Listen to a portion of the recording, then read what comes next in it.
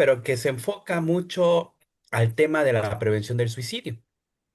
Y cuando se habla de prevención del suicidio, comúnmente nos centramos pues en las personas que están en una condición de riesgo, que presentan ideación, planeación o incluso algún intento.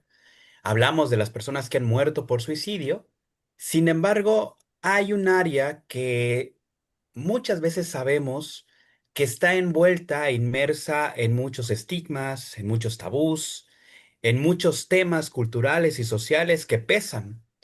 Y que es que cuando ocurre una muerte por suicidio, pues hay personas que quedan, familiares, amigos, amigas, que viven pues este impacto y que precisamente por estas cuestiones culturales y sociales, pues no se tiene un acompañamiento, ¿no? Entonces es importante que cada uno de nosotros y nosotras conozcamos, si no estamos inmersos en ello, conozcamos lo que es la posvención.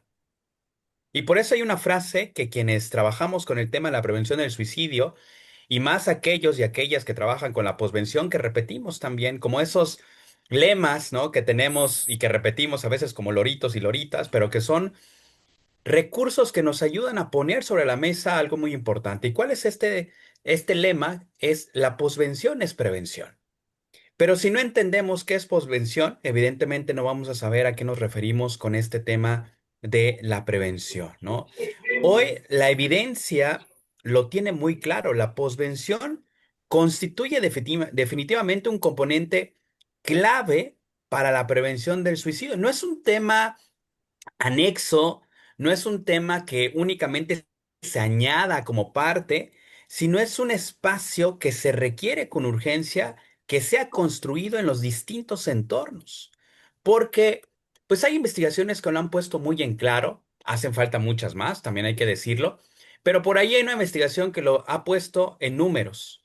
Por cada muerte por suicidio se ha establecido que hasta 135 personas pueden verse afectadas en mayor o menor medida. Y de estas 135 personas, el mismo estudio ha encontrado que al menos unas 15, unas 16 personas podrían estar pasando por un duelo complejo, un duelo complicado. Y obviamente esto es algo que remarcamos muchísimo porque si no abordamos el tema de la posvención, este duelo se convierte en un factor significativamente importante en la presencia de nuevas conductas de riesgo. Entonces, por eso es urgente que cuando hablemos de la prevención del suicidio, incluyamos también el tema de la posvención, porque hay secuelas, hay situaciones. Una muerte por suicidio no acaba con la situación que estamos viviendo, sino que esto, de hecho, hay una teoría que se llama así, modelo circular del suicidio, que precisamente analiza cómo esta situación se vuelve eso, un círculo que está constantemente en activo. Y mientras no intervengamos en los distintos elementos en prevención, con los temas, pues obviamente identificando a las personas con comportamientos de riesgo, en la intervención, desde la clínica, desde la psiquiatría, pero también desde la intervención comunitaria, porque también eso hay que remarcarlo. No toda intervención en la prevención del suicidio o en el acompañamiento a una persona en condición de riesgo es desde el ámbito clínico. Es importante, claro, pero hay que remarcar la enorme labor que se tiene desde el ámbito comunitario. Y precisamente es parte de lo que queremos que esta semana se viva, ¿no? Por eso no es un tema exclusivamente para las personas que han perdido a seres queridos por suicidio, sino es un tema que abrimos a todos y a todas, porque es urgente que podamos tener como tal esta estrategia comunitaria, porque una muerte por suicidio deja impacto, deja elementos, ¿no? Y esto obviamente ayuda a romper con el aislamiento con el que se vive una muerte por suicidio, porque lamentablemente hay un libro que les recomiendo mucho, escrito por un periodista español, Alberto Vázquez, que se llama Contra el Silencio. Es un libro que aborda precisamente desde la perspectiva en la que él lo vive, las distintas etapas de duelo frente a una muerte por suicidio. Y entonces él habla y le pone el título de Contra el Silencio porque dice, no debemos callar, porque cuando se da una muerte por suicidio, lamentablemente, por el mismo estigma, tabú, la misma vergüenza que nos hace sentir el entorno social, puede hacer que muchas veces cuando alguien nos pregunte, oye, ¿qué pasó? Pues no digamos la forma en cómo ha muerto la persona que queríamos.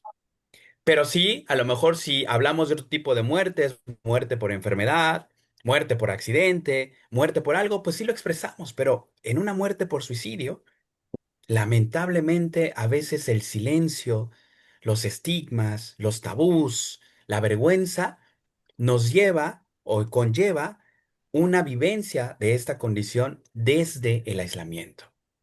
Abordar la posvención también ayuda a interrumpir ese efecto Werther, que quien no conoce el concepto, les planteo, el efecto Werther es ese efecto que se produce a través de una narrativa que únicamente plantea el suicidio como algo sensacionalista, como algo pandémico, que no se puede evitar, que hay muchas cosas ahí. Y aquí, lamentablemente, los medios de comunicación y actualmente las redes sociales están jugando un papel importantísimo en ello. Necesitamos construir una narrativa de esperanza. Necesitamos ayudar a que las personas que están viviendo un duelo por una muerte por suicidio sepan que probablemente, que quizás el dolor no va a desaparecer, pero que se puede ir reduciendo y podemos encontrar otros elementos, otras aristas. Por parte de la Red Nacional de Ciencia y Estudio del Riesgo Suicida, ¿no? Tenemos por ahí un proyecto que ha estado pendiente que se llama La Mejor Foto. No sé si ustedes conocen, hay un proyecto que se hizo en Inglaterra que se llama La Última Foto.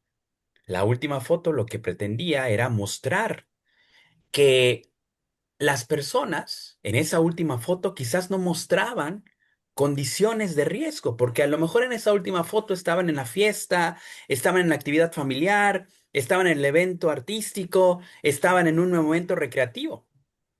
Lo que hemos propuesto con ayuda también de los grupos, ¿no? Como por ejemplo Mi Nueva Aurora, que está aquí presente Jackie Secades, Fundación FAN, a través de Lucía, Ancla de la Esperanza, con Marilu Ancona, es que la mejor foto rompa con esa perspectiva que siga poniendo el foco de atención en la muerte por suicidio.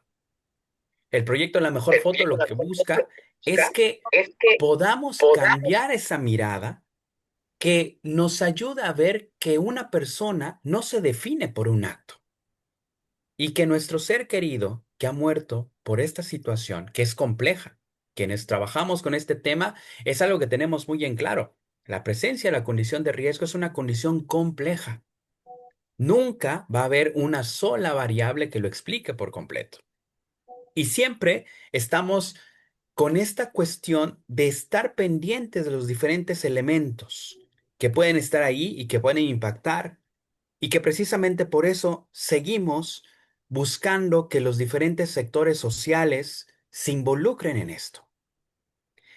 Tenemos que implicarnos claramente, porque atender a quienes se enfrentan a una pérdida no solamente es un acto de cuidado, sino que es un mecanismo de prevención para todos y para todas, y nos ayuda muchísimo a romper con estos mitos, con estos estigmas, con estos tabús, con estas miradas reduccionistas.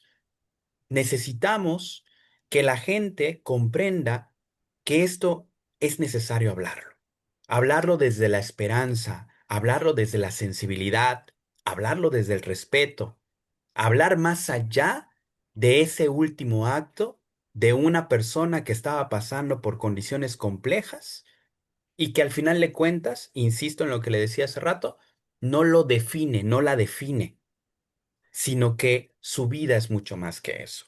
Entonces, por eso la importancia de este trabajo en la posvención, porque sabemos quienes han vivido o nos ha tocado acompañar a familias con esto, es que una muerte por suicidio suele generar fracturas en estas estructuras personales, en estructuras familiares y en estructuras comunitarias, y que va a producir emociones complejas como la culpa, la vergüenza, la estigmatización, un sentimiento de hiperresponsabilidad, temas de retraimiento social. Estamos hablando de un impacto altamente significativo. Entonces, por eso es que durante toda esta semana Vamos a estar revisando diferentes temáticas, diferentes elementos, diferentes componentes que nos puedan ayudar a reflexionar, a abrir el diálogo, a poner el tema sobre la mesa, a dejar de estar guardando silencio y a empezar a hablar desde una voz firme, fuerte, desde una voz basada en la evidencia, basada en la ciencia, que nos permita precisamente acotar diversos elementos. Por ejemplo, el día de hoy espero que disfruten muchísimo la actividad que tenemos con estas preguntas sobre la salud mental y el suicidio.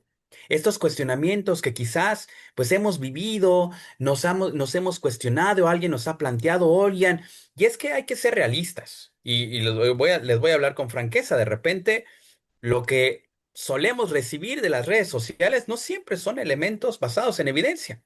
Por ponerles un ejemplo, hace unos días escuchaba en esta red social de TikTok a una, no sé, psicóloga o incluso me atrevería a decir pseudopsicóloga que hablaba de que la forma en cómo alguien muere por suicidio tiene una representación simbólica y entonces esa representación simbólica, no, a ver, tiempo, de una vez les digo, esos componentes no tienen evidencia científica.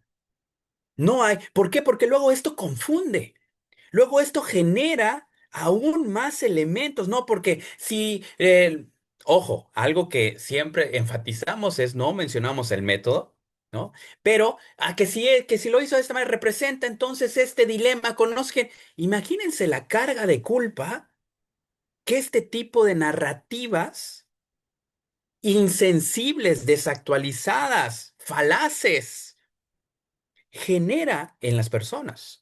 Por eso hoy les invito a que, ahorita que se abra el espacio, ahorita que yo termine este discurso de bienvenida, ya aquí les va a explicar cómo va a ser la dinámica y que de verdad lo aprovechen. El día de mañana yo les invito a que participen. Fíjate, acabo de leer, ¿no? No, de una vez les digo, no hay ningún significado. Los estudios basados en evidencia lo dicen con claridad, tiene que ver más con un tema de accesibilidad que con un tema simbólico de algo que esté ahí en el supuesto inconsciente. No es así. Por eso necesitamos tener estos espacios que nos permitan abordarlo desde esto. Les decía, el día de mañana, martes, vamos a abrir un tema que fue complicado, hay que decirlo, les vamos a ser sinceros y sinceras, fue complicado ponerlo sobre la mesa, porque mañana vamos a hablar de aquellos, con aquellos profesionales, únicamente dos tuvieron este interés, ¿no? En participar, porque vamos a hablar de cómo vive un profesional de la salud mental cuando pierde a un consultante, a una consultante por suicidio, porque también hay un impacto, porque también hay un dolor, porque también hay una afectación significativa incluso en cómo te ves a ti como profesional. ¿Qué no hice? ¿Qué me faltó? ¿Qué pude haber hecho diferente? ¿De qué manera pudo haberle? Y hay una cuestión que muchas veces se pasa por alto creyendo que como somos profesionales de salud mental, no vivimos el impacto de perder a una persona, a un consultante con el que quizás teníamos un vínculo, evidentemente terapéutico, y que esta persona muera por suicidio. Entonces, el día de mañana, aquí vamos a estar también en punto de las 7 de la noche, tiempo de México, para hablar con profesionales de la salud mental y su afectación tras un suicidio. Una conversación que es necesaria hacer. El día miércoles les invito, a mí me va a tocar participar exponiendo masculinidad y duelo, otras formas de sentir y sanar. ¿Por qué? Porque sabemos, ¿no? Que el tema de la masculinidad, el tema del ser hombre, tiene una implicación significativa en este tema del suicidio. No por nada, ¿no? En todas las partes del mundo, excepto en una región, pero todas las partes del mundo, el 80% más o menos de muertes por suicidio es de hombres. Entonces ahí hay temas que tenemos que poner sobre la mesa y lo mismo pasa cuando se vive un duelo por suicidio, también entra el peso cultural, el peso social, un peso que es significativo que también tenemos que hablar de ello. El día jueves, ¿no? Nos van a presentar la serie audiovisual Duelo por Suicidio, en donde vamos a poder tener elementos, ¿no? Que Pues obviamente nos ayudan precisamente a conectar desde estos recursos audiovisuales, desde esta reflexión, desde estas pautas que nos permitan, pues obviamente adentrarnos a ello. El día viernes tendremos el conversatorio de sobrevivientes de una pérdida por suicidio, en donde van a participar pues varias personas que han vivido la pérdida de esto. Y ya saben, el día sábado es un evento exclusivo para quienes han perdido a un ser querido, a un familiar, a algún amigo o amiga por suicidio, porque vamos a tener pues el encuentro para sobrevivientes de una pérdida por suicidio, para que podamos tener también un espacio de encuentro, un espacio de reflexión, un espacio de ayuda mutua, porque también es importante. Por eso insistimos en estos elementos comunitarios, ¿no? Entonces, espero que de verdad lo podamos disfrutar significativamente en esto para que nos permitan justamente. Y ya para ir encaminándonos, al menos en mi participación y en este inicio, ¿no? Vamos a enfatizar en cómo esta posvención lo que busca es llenar esos vacíos que de repente desde otras actividades, pues obviamente quedan abiertas. Vamos a tratar de que esa experiencia que se vive encuentre ciertos ejes, como por ejemplo la reconstrucción de un significado mediante información que sea clara, mediante la reducción del estigma, mediante la alfabetización, la psicoeducación en temas sobre el riesgo suicida, sobre la salud mental, cosas que nos ayuden a realmente comprender a profundidad, e insisto, y perdón por remarcarlo muchísimo, y sobre todo basado en evidencia, que tenga estos componentes científicos que nos den esta claridad sobre esto. Un segundo componente que esperemos que se dé en esta semana es esta reparación de este vínculo social, que mediante estos grupos de sobrevivientes, estos modelos comunitarios, mediante este acompañamiento informado, nos permita a quienes estemos aquí durante esta semana ser un puente que nos permita acompañar, decirle. Por eso le hemos llamado esta semana, aquí estoy, estoy aquí, porque eso es lo que queremos, que al terminar durante esta semana podamos decirle a las personas que viven un duelo por suicidio, estoy aquí, estoy contigo, cuentas conmigo, aquí contigo. Y que puedan sentir ese acompañamiento, ese abrazo cálido, ese respeto, esa sensibilidad por lo que están viviendo. Y por último, un último eje que queremos es esa restauración de esta cuestión personal, que ayude a ir recuperando poco a poco a la persona este sentido personal, esta reducción de la culpa, este abrazar la incertidumbre, que es algo a veces muy complicado, porque vivimos en un entorno en el que siempre lo estamos buscando respuestas y siempre queremos tener respuestas muy claras, precisas. Y cuando se da una muerte por suicidio, hay una pregunta que surge constantemente: ¿por qué lo hizo? ¿Y por qué decimos abrazar la incertidumbre? Porque es una pregunta que jamás, quizás, vamos a poder responder.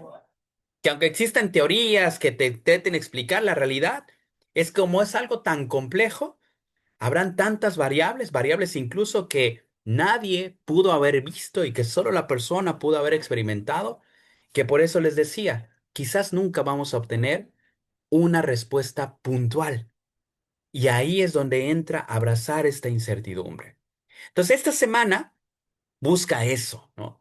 Cada actividad va a estar diseñada para colocar estos procesos de duelo mediante un análisis sin sensacionalismo, sin narrativas incorrectas, como la evidencia lo explica, como la evidencia lo plantea, con información responsable, que nos ayude a reducir estos mitos, que nos fortalezca en ciertas competencias y habilidades, y que sobre todo modifique ciertos patrones en cómo abordamos esta temática.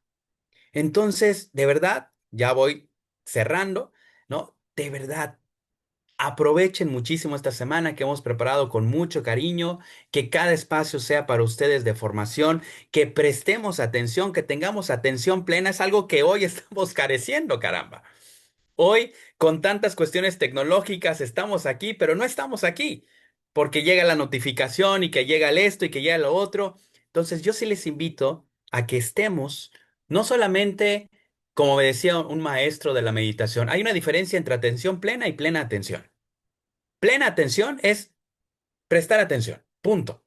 Pero atención plena es no solo prestar atención, sino involucrarte, estar de lleno, estar contemplando, profundizando, reflexionando, meditando, yendo más allá de lo que estás recibiendo y no únicamente con una observación, sino con este interés, esta curiosidad, este anhelo, esta hambre de querer aprender, de querer comprender, de querer sanar también, de querer ayudarte y ayudar a otras personas.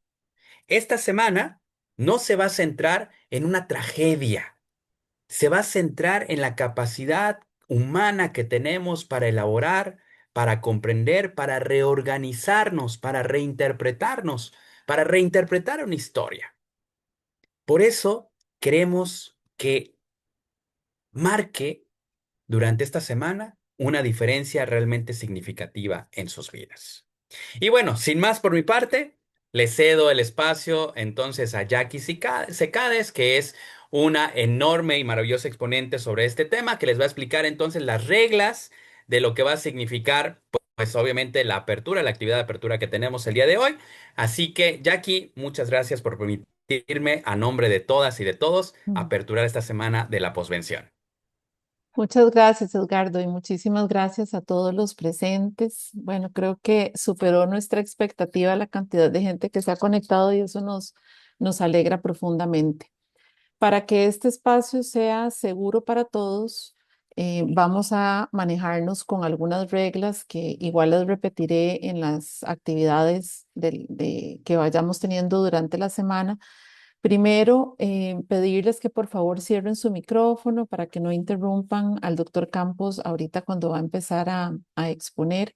Él al final va a dejar entre unos 15 o 20 minutos precisamente para aclarar sus dudas, algún comentario que quieran hacer, porque entendemos que el mayor valor aquí es precisamente como ese poder interactuar, ¿verdad? Con los profesionales que van a exponer. Em, Cuando vayamos ya a empezar el espacio de las preguntas, les voy a pedir por favor que se acuerden de algunas cosas. Si durante la exposición de él ven algunas, perdón, aquí que se me está, chispas del oficio, se me está acabando la pila de la computadora.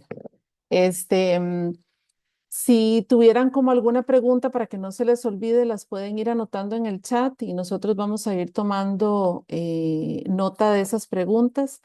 Sí, si se abre el micrófono, ¿verdad? En algún momento les vamos a pedir por favor y también en las intervenciones en el chat que no hablemos de ideación suicida.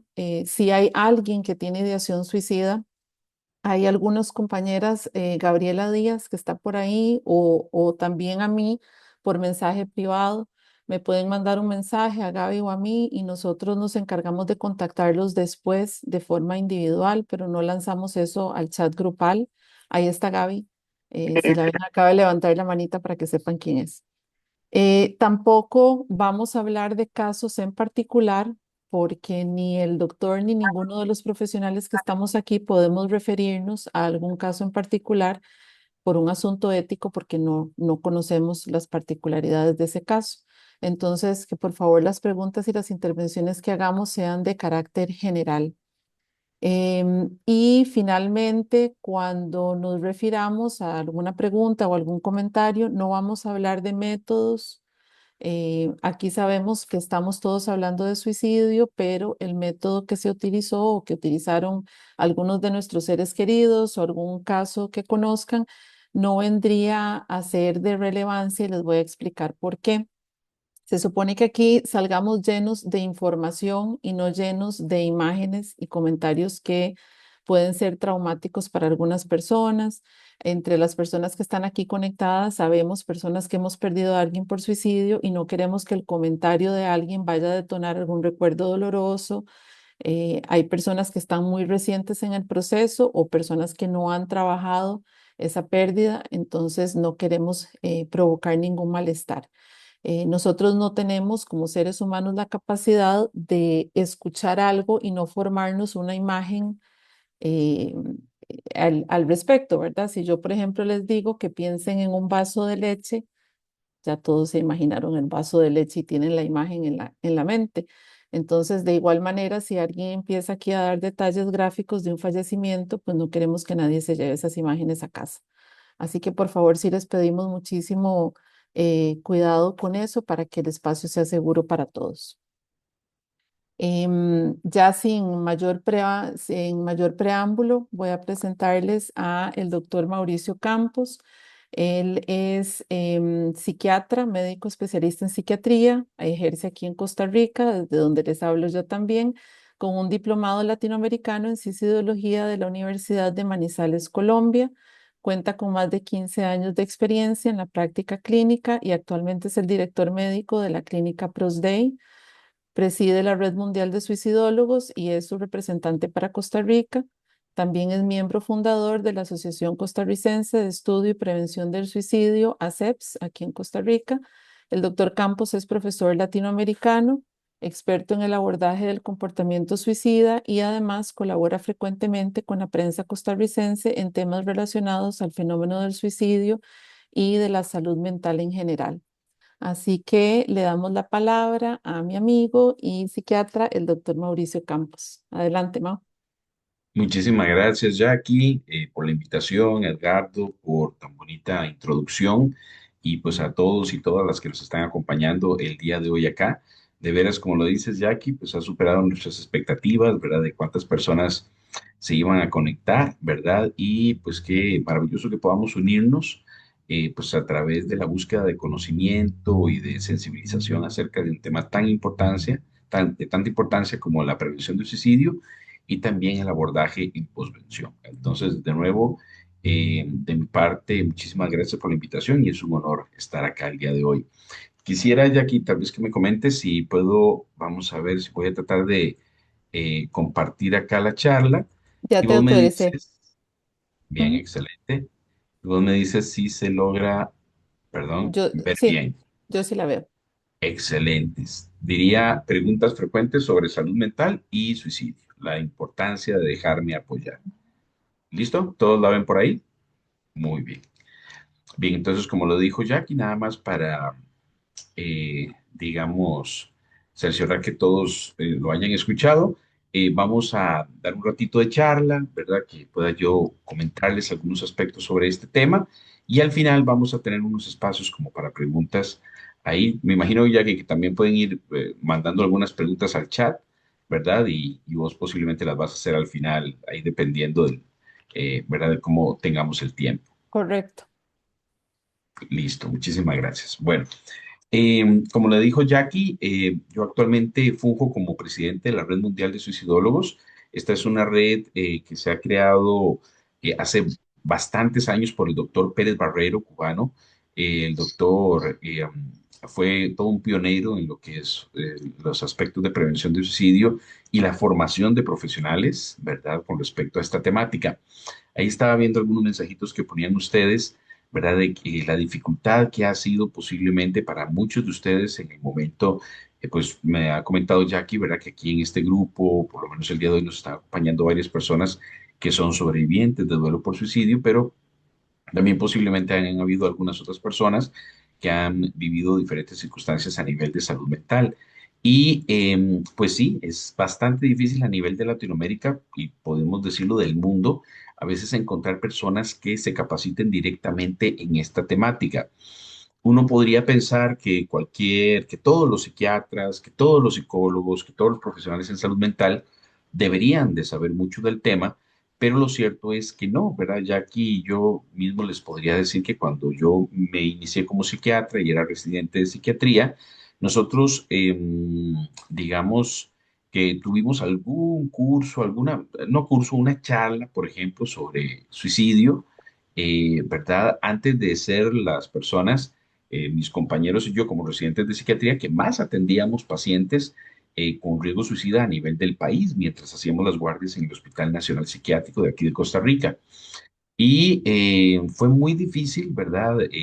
Ir posteriormente dándonos cuenta de cuánto sufrían muchas personas, ¿verdad?, que tenían riesgo suicida y que al mismo tiempo también nos íbamos dando cuenta de que si había poco para personas, ¿verdad?, en la atención, detección y abordaje adecuado del riesgo suicida, todavía había muchísimo menos o casi nulo en aquellos momentos cuando pues Jackie y yo nos conocimos, que eso fue hace como 15 años más tiempo posiblemente, eh, donde no había absolutamente casi nada para las personas que habían vivido una situación de suicidio en su familia, de una persona que querían, que amaban, y donde buscaban ayuda, ¿verdad? En la mayoría de las ocasiones decimos que una circunstancia así a veces es como encontrar algo, ¿verdad? Que está en la casa y de ponerlo debajo de la alfombra y lastimosamente esperar a que desaparezca y esto no desaparece, sino que la idea de la ayuda y del apoyo es transformarlo en algo manejable.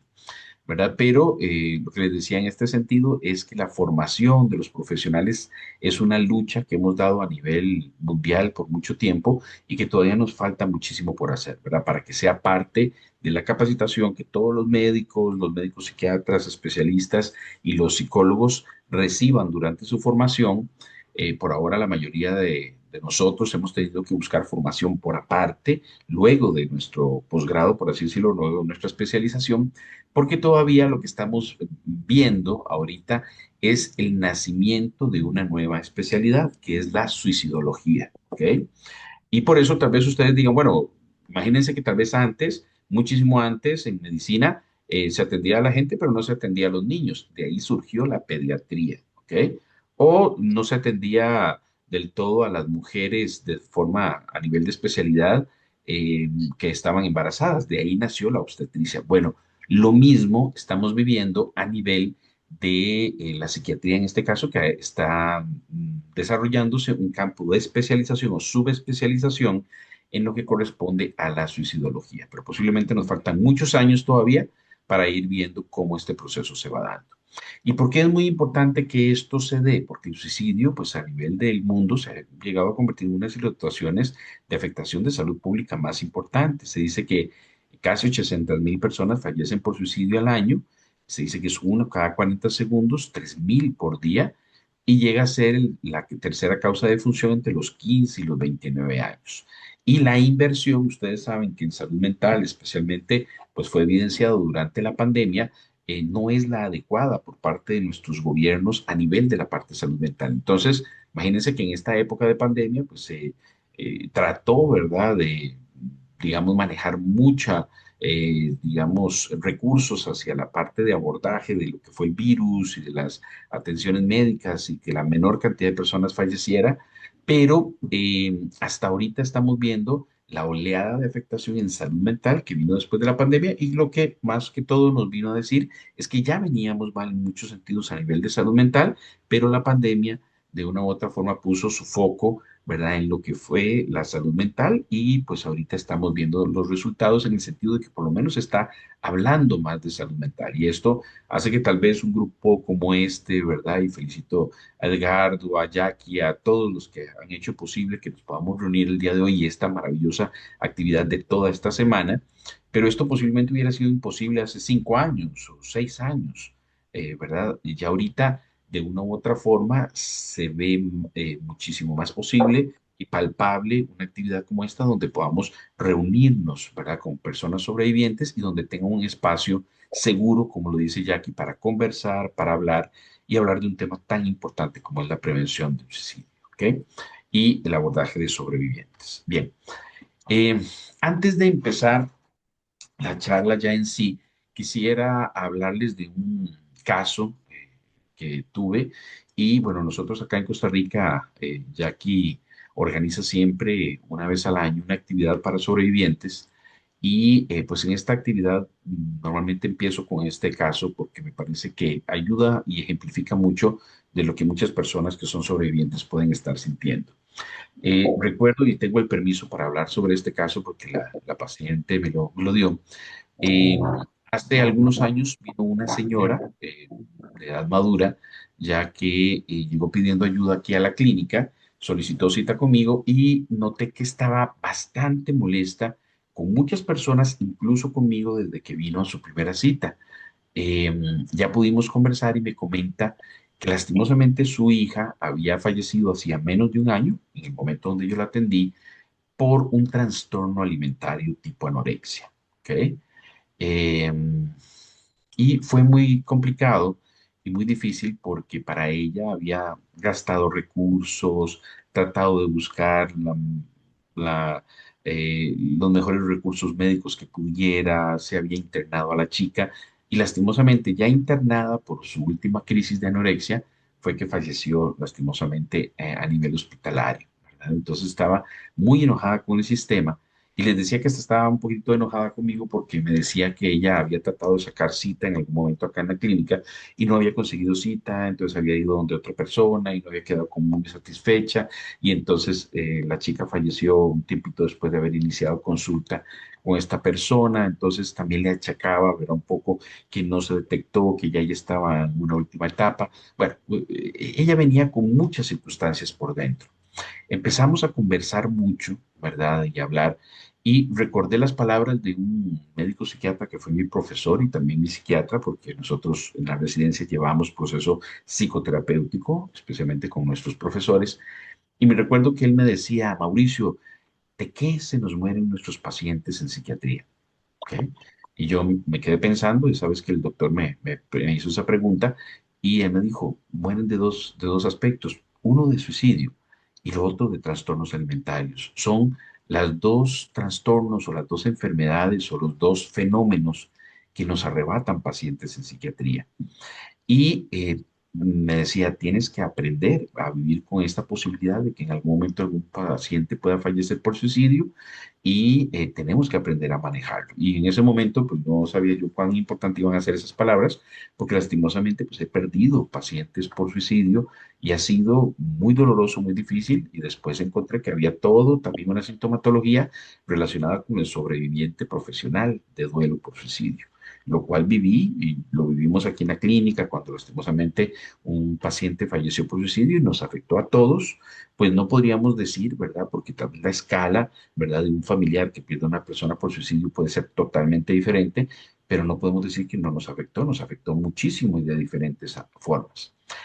Para volver al punto de esta señora venía muy enojada, pero después de poder conversar, de poder hablar, ella hablaba mucho como del sistema sanitario, de por qué no se detectó, de por qué no se abordó. Y entonces ella tenía como la fantasía de que si hubiera podido tener dinero o pudiera haber utilizado, hubiera pedido un préstamo y la hubiera llevado a Estados Unidos y tal vez que allá la hubieran rescatado por su problema de trastorno alimentario. Poco a poco fuimos llegando a una conclusión, esta señora y yo, de que ella había hecho absolutamente todo lo posible por ayudar a esta chica, ¿verdad? Y yo le comentaba, ¿verdad? Que lastimosamente los trastornos alimentarios tipo anorexia, pues hay niveles y hay niveles donde a veces están tan avanzadas la persona con un trastorno alimentario que no es posible ayudarle y donde tal vez en otros países con un sistema sanitario mucho más desarrollado y hay clínicas de atención en el trastorno alimentario. Yo le decía, por ejemplo, la realidad aquí en Costa Rica es que no teníamos en ese momento ningún tipo de clínica que se pareciera a una clínica de trastorno alimentario. Obviamente en un hospital psiquiátrico habíamos tenido internado pacientes, se le trataba de dar el mejor abordaje posible, pero recuerdo que era un abordaje donde diferentes profesionales tenían que interactuar, pero no porque hubiera una clínica, ¿verdad? Que se abordara directamente este tipo de pacientes, como por ejemplo, si habían, recuérdense, servicios dedicados totalmente al COVID, por ejemplo, ¿verdad? Y eso es parte de la dificultad cuando vamos a hablar hoy sobre salud mental, que lastimosamente la salud mental incluye algo muy importante. Todos ustedes tienen posiblemente ahí a su mano este celular, ¿verdad? O su celular, ¿verdad? Cerquita. Y ustedes pueden ver, ¿verdad? Que si, por ejemplo, algo pasa en la pantalla de este celular y se raya, pues yo puedo llevar y cambiar la pantalla o ver qué se hace con la pantalla y trabajar el hardware, ¿verdad? De este dispositivo. Pero si algo está pasando, si se le entra un virus o si está dando mala señal o no me entiende y todo, tengo que llevarlo a otro tipo de profesional que trabaja con el software de esa pequeña computadora que tenemos que es el celular. Bueno, lo mismo hacemos los psicólogos y los psiquiatras. y nos cuesta mucho porque dependemos directamente no de un marcador biológico. ¿Qué es un marcador biológico? Cuando yo le saco sangre a una persona y digo, ah, mira, tiene diabetes, o le hago una prueba de, ah, mira, tiene hipertensión, o le hago unos exámenes de laboratorio y ahí dice, o le hago un escaneo cerebral y digo, mira, tiene un tumor o tiene este otro aspecto. En psiquiatría y en psicología no. Como lo decía Edgardo ahora, Jackie, la única forma, por ejemplo, de ver ese vaso de leche que dijo Jackie, ¿verdad? De ponerlos a pensar ustedes un vaso de leche, es que ustedes me digan que están pensando en un vaso de leche. Si no me lo dicen, no lo puedo acceder. Yo no puedo abrir ahí el cerebro y ver el vaso de leche en la cual ustedes están pensando. Y eso hace que la psiquiatría y psicología estemos enfrentándonos a la herramienta más maravillosa, pero también más compleja que tiene el ser humano, que es no solamente su cerebro, es su mente, ¿ok? Porque ahí podemos crear, podemos sentir, podemos emocionarnos, podemos amar, podemos destruir, podemos hacer todo con nuestra mente, ¿ok? Y es sumamente complejo desde la psiquiatría y psicología acceder a eso. Eso estuvimos hablando con esta señora, con esta mamá, ¿verdad? Y poco a poco encontramos, ¿verdad?, de que lastimosamente el fenómeno del trastorno alimentario no era algo que a nivel de nuestro sistema de salud todavía pudiéramos manejar por lo menos todos los casos. ¿Me explico en ese sentido? Entonces, esta señora fue poco a poco trabajando en soltar, voy a poner la palabra perdonar, pero lo que quiero decir es soltar su enojo tan grande que tenía contra el sistema, porque es un sistema de salud, lastimosamente, que a veces no funciona como quisiéramos. Funciona mejor tal vez para un problema cardíaco. Hay unidades coronarias de atención. Yo tenía pacientes cuando roté por el hospital de que se atendían, se le daba la mejor valoración y se salvaba un corazón, se sabían intervenir a nivel de las arterias y poder descongestionarlas y que ese corazón volviera a funcionar mejor. Pero no podemos a veces abordar pacientes con un trastorno alimentario porque todavía nos cuesta entender qué pasa en ese cerebro y son muy difíciles a veces de manejar. No significa que todos los trastornos alimentarios sean iguales, porque hay niveles también. Pero lo mismo nos pasa a veces con el suicidio. Ya vamos a entrar a eso. Esta señora también tuvo que trabajar mucho en cierta forma, soltar, ¿verdad?, su hiperresponsabilidad con respecto a eso, perdonar y perdonarse. Ok, fue muy importante para ella, porque también estaba, ya cuando después lo fuimos avanzando, estaba enojada conmigo, estaba enojada con el sistema, estaba, porque no le habían dado cita, pero se dio cuenta después de que estaba muy enojada también consigo misma. Ok, y esta pérdida de esta hija estaba siendo muy difícil, pero estaba siendo el triple difícil por el no perdón que tenía hacia ella misma, ¿verdad? De haber tratado de hacer todo, pero contra un fenómeno que todavía estamos tratando de comprender, por lo menos en el siglo XXI, no sé, en el siglo XXIII o en el siglo XXIV, qué pasará, pero ahorita todavía está siendo una situación que es difícil y que no en todos los sistemas de salud tenemos una buena atención y en el mejor sistema de salud que vayamos, vamos a ver que el trastorno alimentario tipo anorexia es todo un reto, ¿ok? Especialmente en ciertos tipos de pacientes. Bueno, lo mismo pasa con el fenómeno del suicidio, porque a veces tenemos más preguntas que respuestas. Ojo, no significa que no hemos aprendido nada, no sabemos muchísimo, pero como lo decía Jackie ahora, bueno, Edgardo me parece, cada caso es un mundo, cada cabeza es un mundo. Entonces nos encontramos con la pregunta eterna que decía Edgardo ahora sobre, bueno, ¿y por qué lo hizo? ¿Y por qué pasó esto? ¿O por qué nos hizo esto? Y cuando damos estas charlas junto con los compañeros, con las personas que llegan, yo siempre les hago esta pregunta. Bueno, o digamos, cuando formamos esta pregunta y nos atormenta esta pregunta, ¿por qué? Es que si yo, muchas personas nos dicen a veces, doctor, es que si yo tuviera 5 minutos para hablar con esta persona que se fue y preguntarle por qué pasó esto, por qué nos dijo, siempre los invito a pensar una cosa. Es muy posible que si tuviéramos 3 minutos para hablar con esta persona y le preguntáramos por qué, en la inmensa mayoría de las respuestas serían un no sé. ¿Ok? Porque piensen ustedes y yo, en muchas ocasiones hemos hecho cosas que no precisamente las hacemos pensando, las hacemos como una reacción, las hacemos como en medio de una circunstancia o unas circunstancias que estamos viviendo y donde llegan a ser un torbellino de aspectos que tienen que ver con el desenlace o la situación que estamos viviendo. ¿Ok? Y en ese sentido siempre hago un pequeño chiste que les digo, bueno, o recuerdan el primer matrimonio, el segundo matrimonio, el tercer divorcio, el cuarto, ¿verdad? Todo fue muy bien pensado, ¿no? Cuando nos damos cuenta, ¿verdad? ¿Qué hice? ¿Verdad? ¿Cómo me pasó? Y si nos volvieran a preguntar, mira, no sé, en aquel momento, ¿verdad? No sé qué estaba pensando. Ok, bueno, Es lo mismo con una situación así. Obviamente, bordeando obviamente las distancias de que hay casos de casos. Lo que les estoy diciendo con esto es que en el fenómeno del suicidio tenemos que ser muy humildes para aceptar que lastimosamente si en psiquiatría todavía nos falta mucho por aprender y no tenemos una neuroimagen para diagnosticar esto, lo otro, todavía con el fenómeno del suicidio podemos y hemos analizado cada vez más el tema y tratamos de entender lo que está pasando a una persona para poder ayudarle. Pero hay casos que lastimosamente se nos escapan de las manos. Y en este sentido, yo a veces converso mucho con Jackie y lo hemos hablado también en estos grupos o en estas charlas que se hacen una vez al año y conversamos sobre que a veces el suicidólogo trabaja muy similar al oncólogo. Y recuerdan que el oncólogo es el que trabaja cáncer. Pero en muchas ocasiones yo le digo a Jackie, Jackie, viene un paciente a mi consulta y yo tengo que ver más o menos como en qué etapa está. Porque el oncólogo, por ejemplo, a través de valoraciones puede ver si una persona está empezando un cáncer y se le puede tratar y con quimioterapia, y con un proceso, o si estamos en una etapa terminal donde verdaderamente, lastimosamente, no hemos podido llegar al conocimiento para poder rescatar a esta persona. Bueno, lo mismo a veces pasa en psiquiatría en este tipo de circunstancias, porque a veces quisiéramos, pero no tenemos todas las herramientas para ayudar a una persona y ya vamos a ver que el suicidio es un fenómeno que no se puede explicar solo desde la neurobiología. A mí me encantaría decirles, ah, mira, ya tengo aquí la pastilla, me la acaban de traer, que es la salvación de toda persona con riesgo suicida. Se están haciendo avances hasta de tratamientos nasales como para disminuir, ¿verdad? A través de sustancias, ¿verdad? Que parecen ser efectivas para disminuir el riesgo suicida, por lo menos de forma inminente, y que eso nos dé el chance de trabajar con la persona. Pero eso es relativamente nuevo, de hace unos 7, 8 años para acá, y todavía hay casos donde eso no funciona. Entonces, ¿qué significa? Que los avances que vamos teniendo a veces no funcionan para todas las personas. ¿Ok? Y que no tenemos desde la neurobiología o de la neuropsiquiatría la respuesta total. Entonces viene el psicólogo y nos dice, bueno, tenemos que pensar en estos otros ámbitos.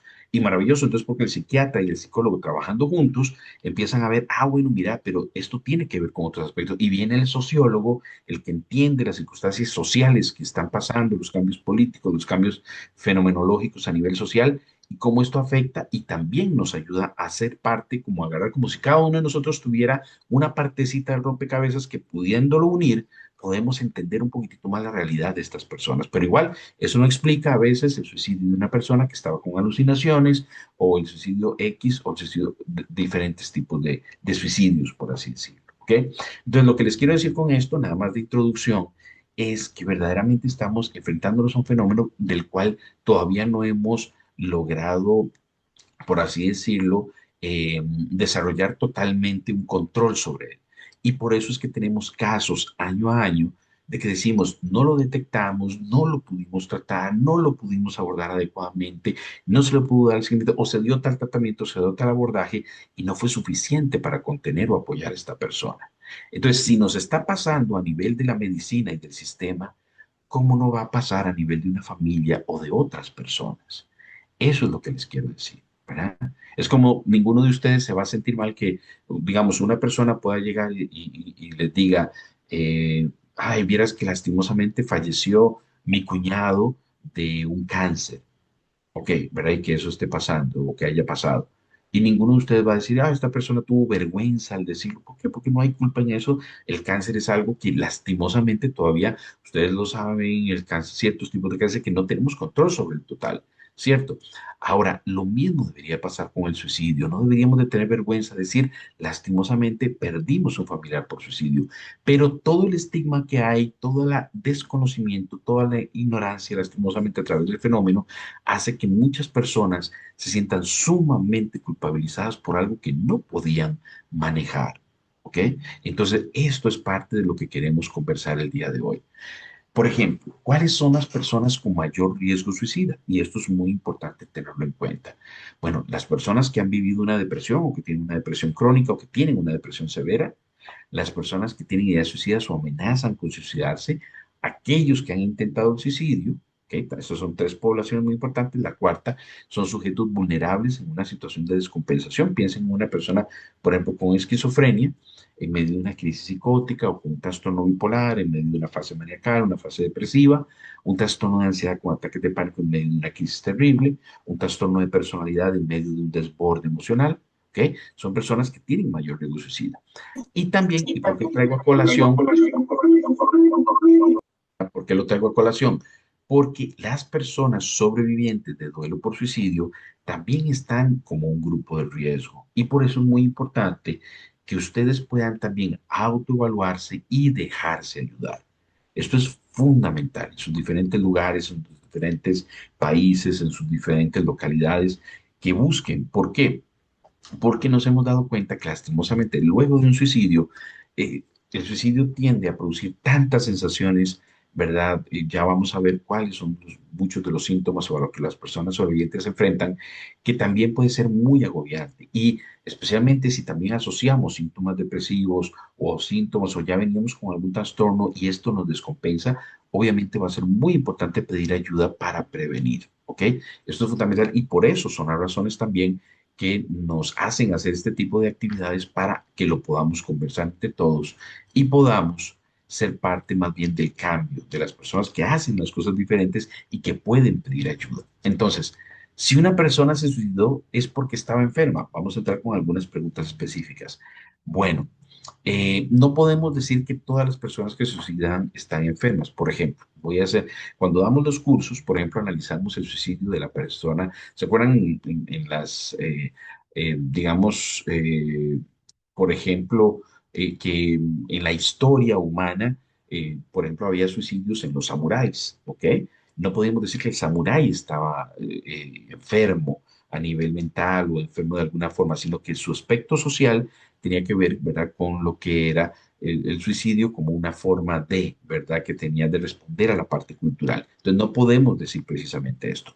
Pero en nuestro entorno, en la mayoría de las personas que se suicidan, sí podríamos encontrar algún tipo de trastorno, especialmente la depresión. Sí hay muchos estudios que indican que posiblemente el trastorno más asociado al suicidio es la depresión. Ahorita cada vez hay más estudios enfocados así.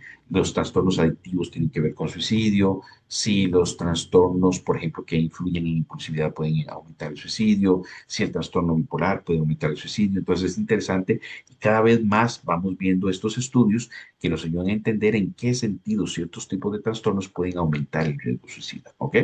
Entonces, pero no podemos precisamente decir que todos los suicidios porque la persona estaba precisamente enferma, ¿ok? Ahora, el suicidio es hereditario y por qué hay más suicidio en algunas familias que en otras.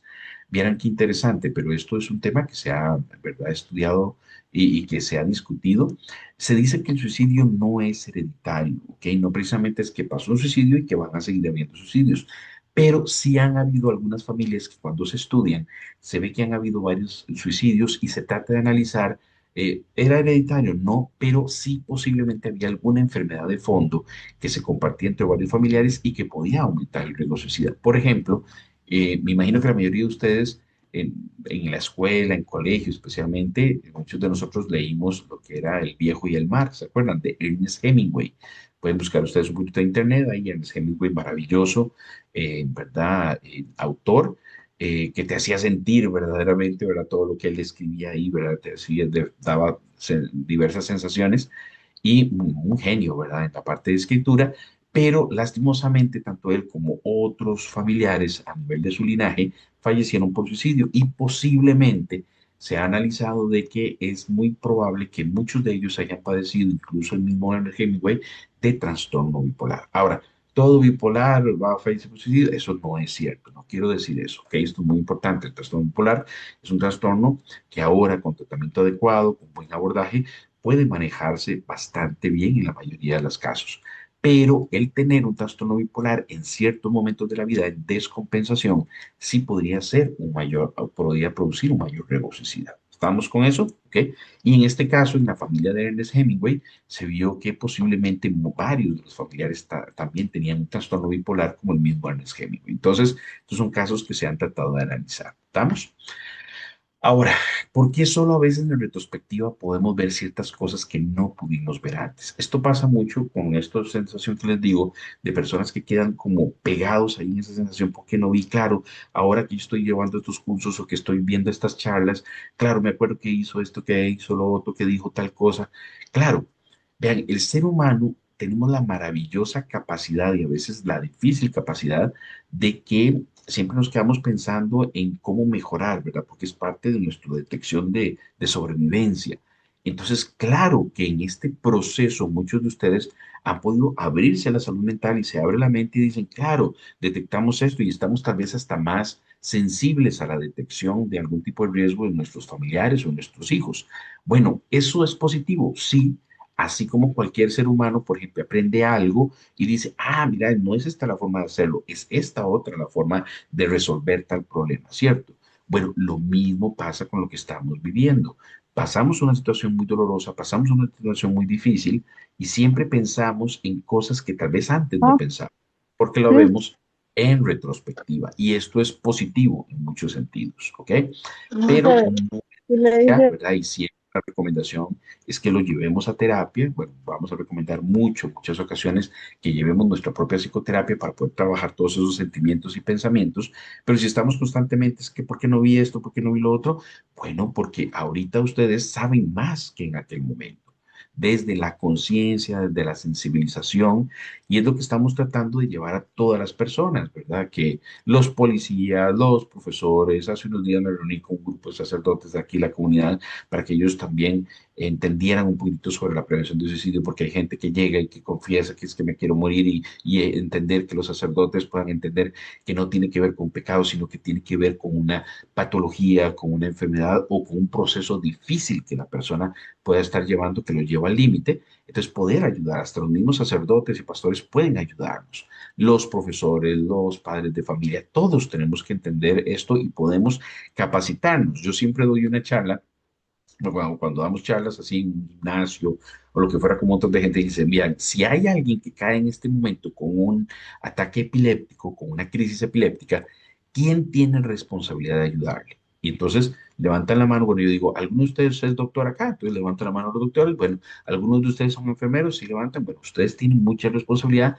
¿Por qué? Porque han sido formados y tienen la responsabilidad, la habilidad de responder, eso es responsabilidad, para una situación que ya han vivido y que ustedes pueden ayudarle a esa persona. Pero hay otras personas que nunca han vivenciado esto, que nunca han llevado un proceso de intervención en una crisis física. Entonces no podemos pedir lo mismo que una persona que ya ha tenido experiencia. Bueno, de una u otra forma, ¿verdad? Vamos entendiendo cómo esto nos ayuda a aprender aún, a veces en medio del dolor, pero por eso a veces podemos ver cosas que antes no pudimos ver y no es la idea sentirnos o dejarnos torturar por esa sensación, ¿ok?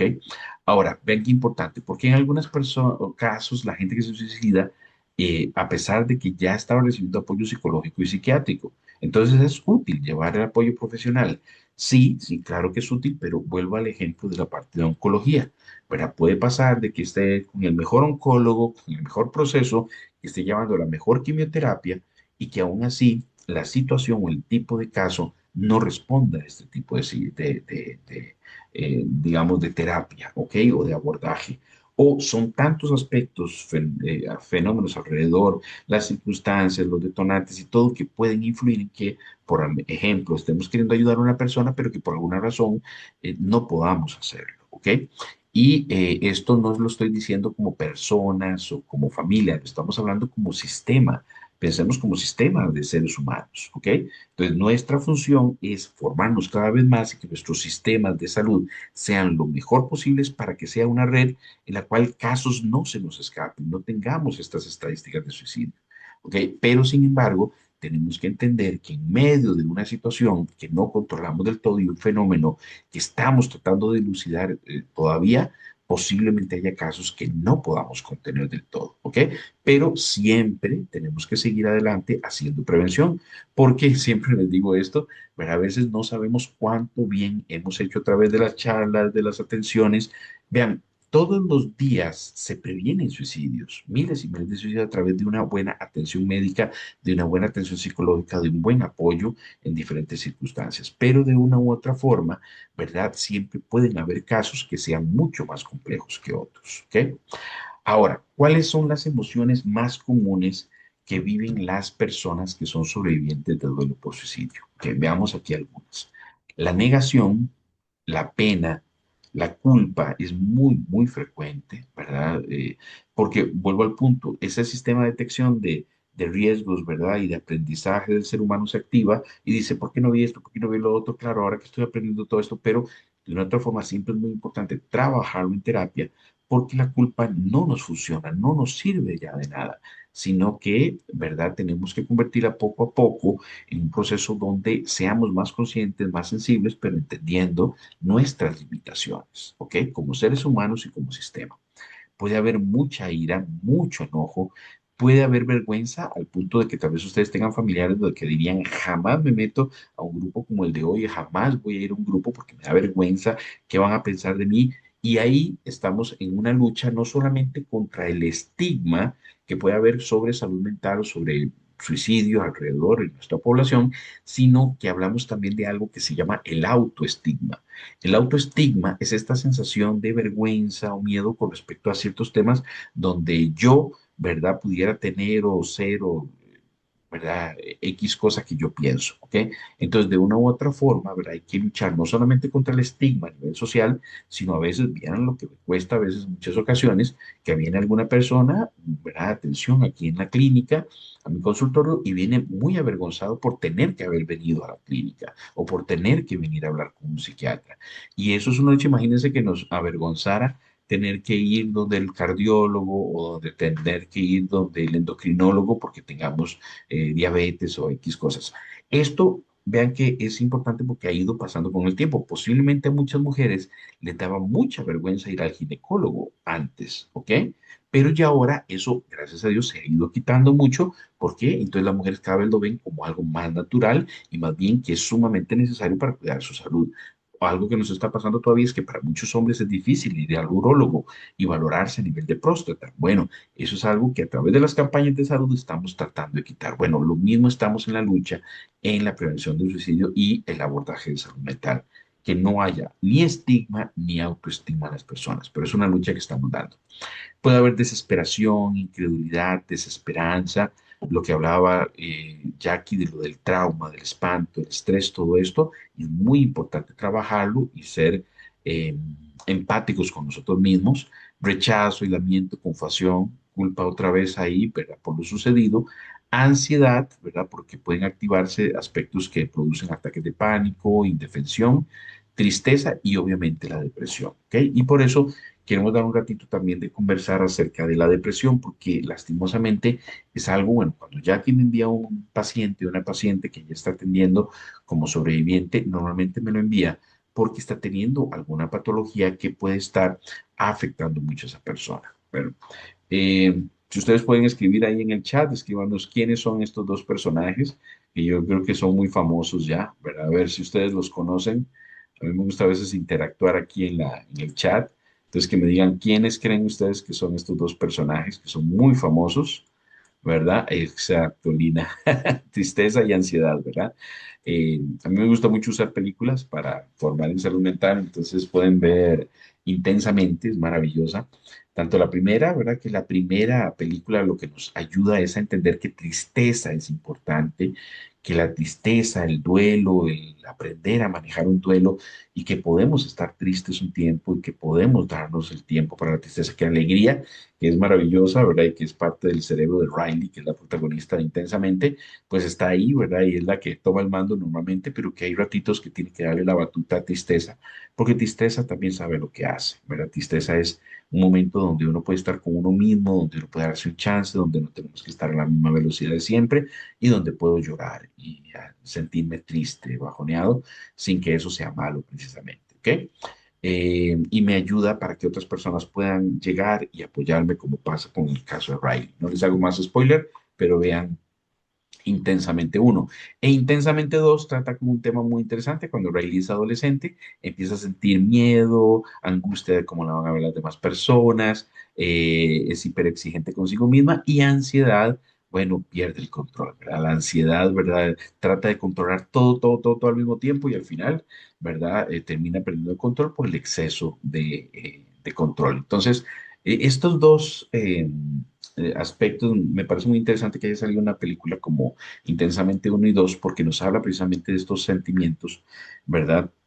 De estas sensaciones que tenemos que ahorita, precisamente a nivel mundial, han sido sacadas de control, en el sentido de que se habla que el 2020, pues se nos enfermó el mundo, ¿verdad? Llegó la pandemia y este es un estudio muy interesante en 204 países en el 2020, ¿verdad? En medio COVID-19 que habla del aumento increíble que hubo de 53 millones de casos adicionales de trastornos depresivos y de 76 millones de casos adicionales de trastornos de ansiedad, imagínense, ¿ok?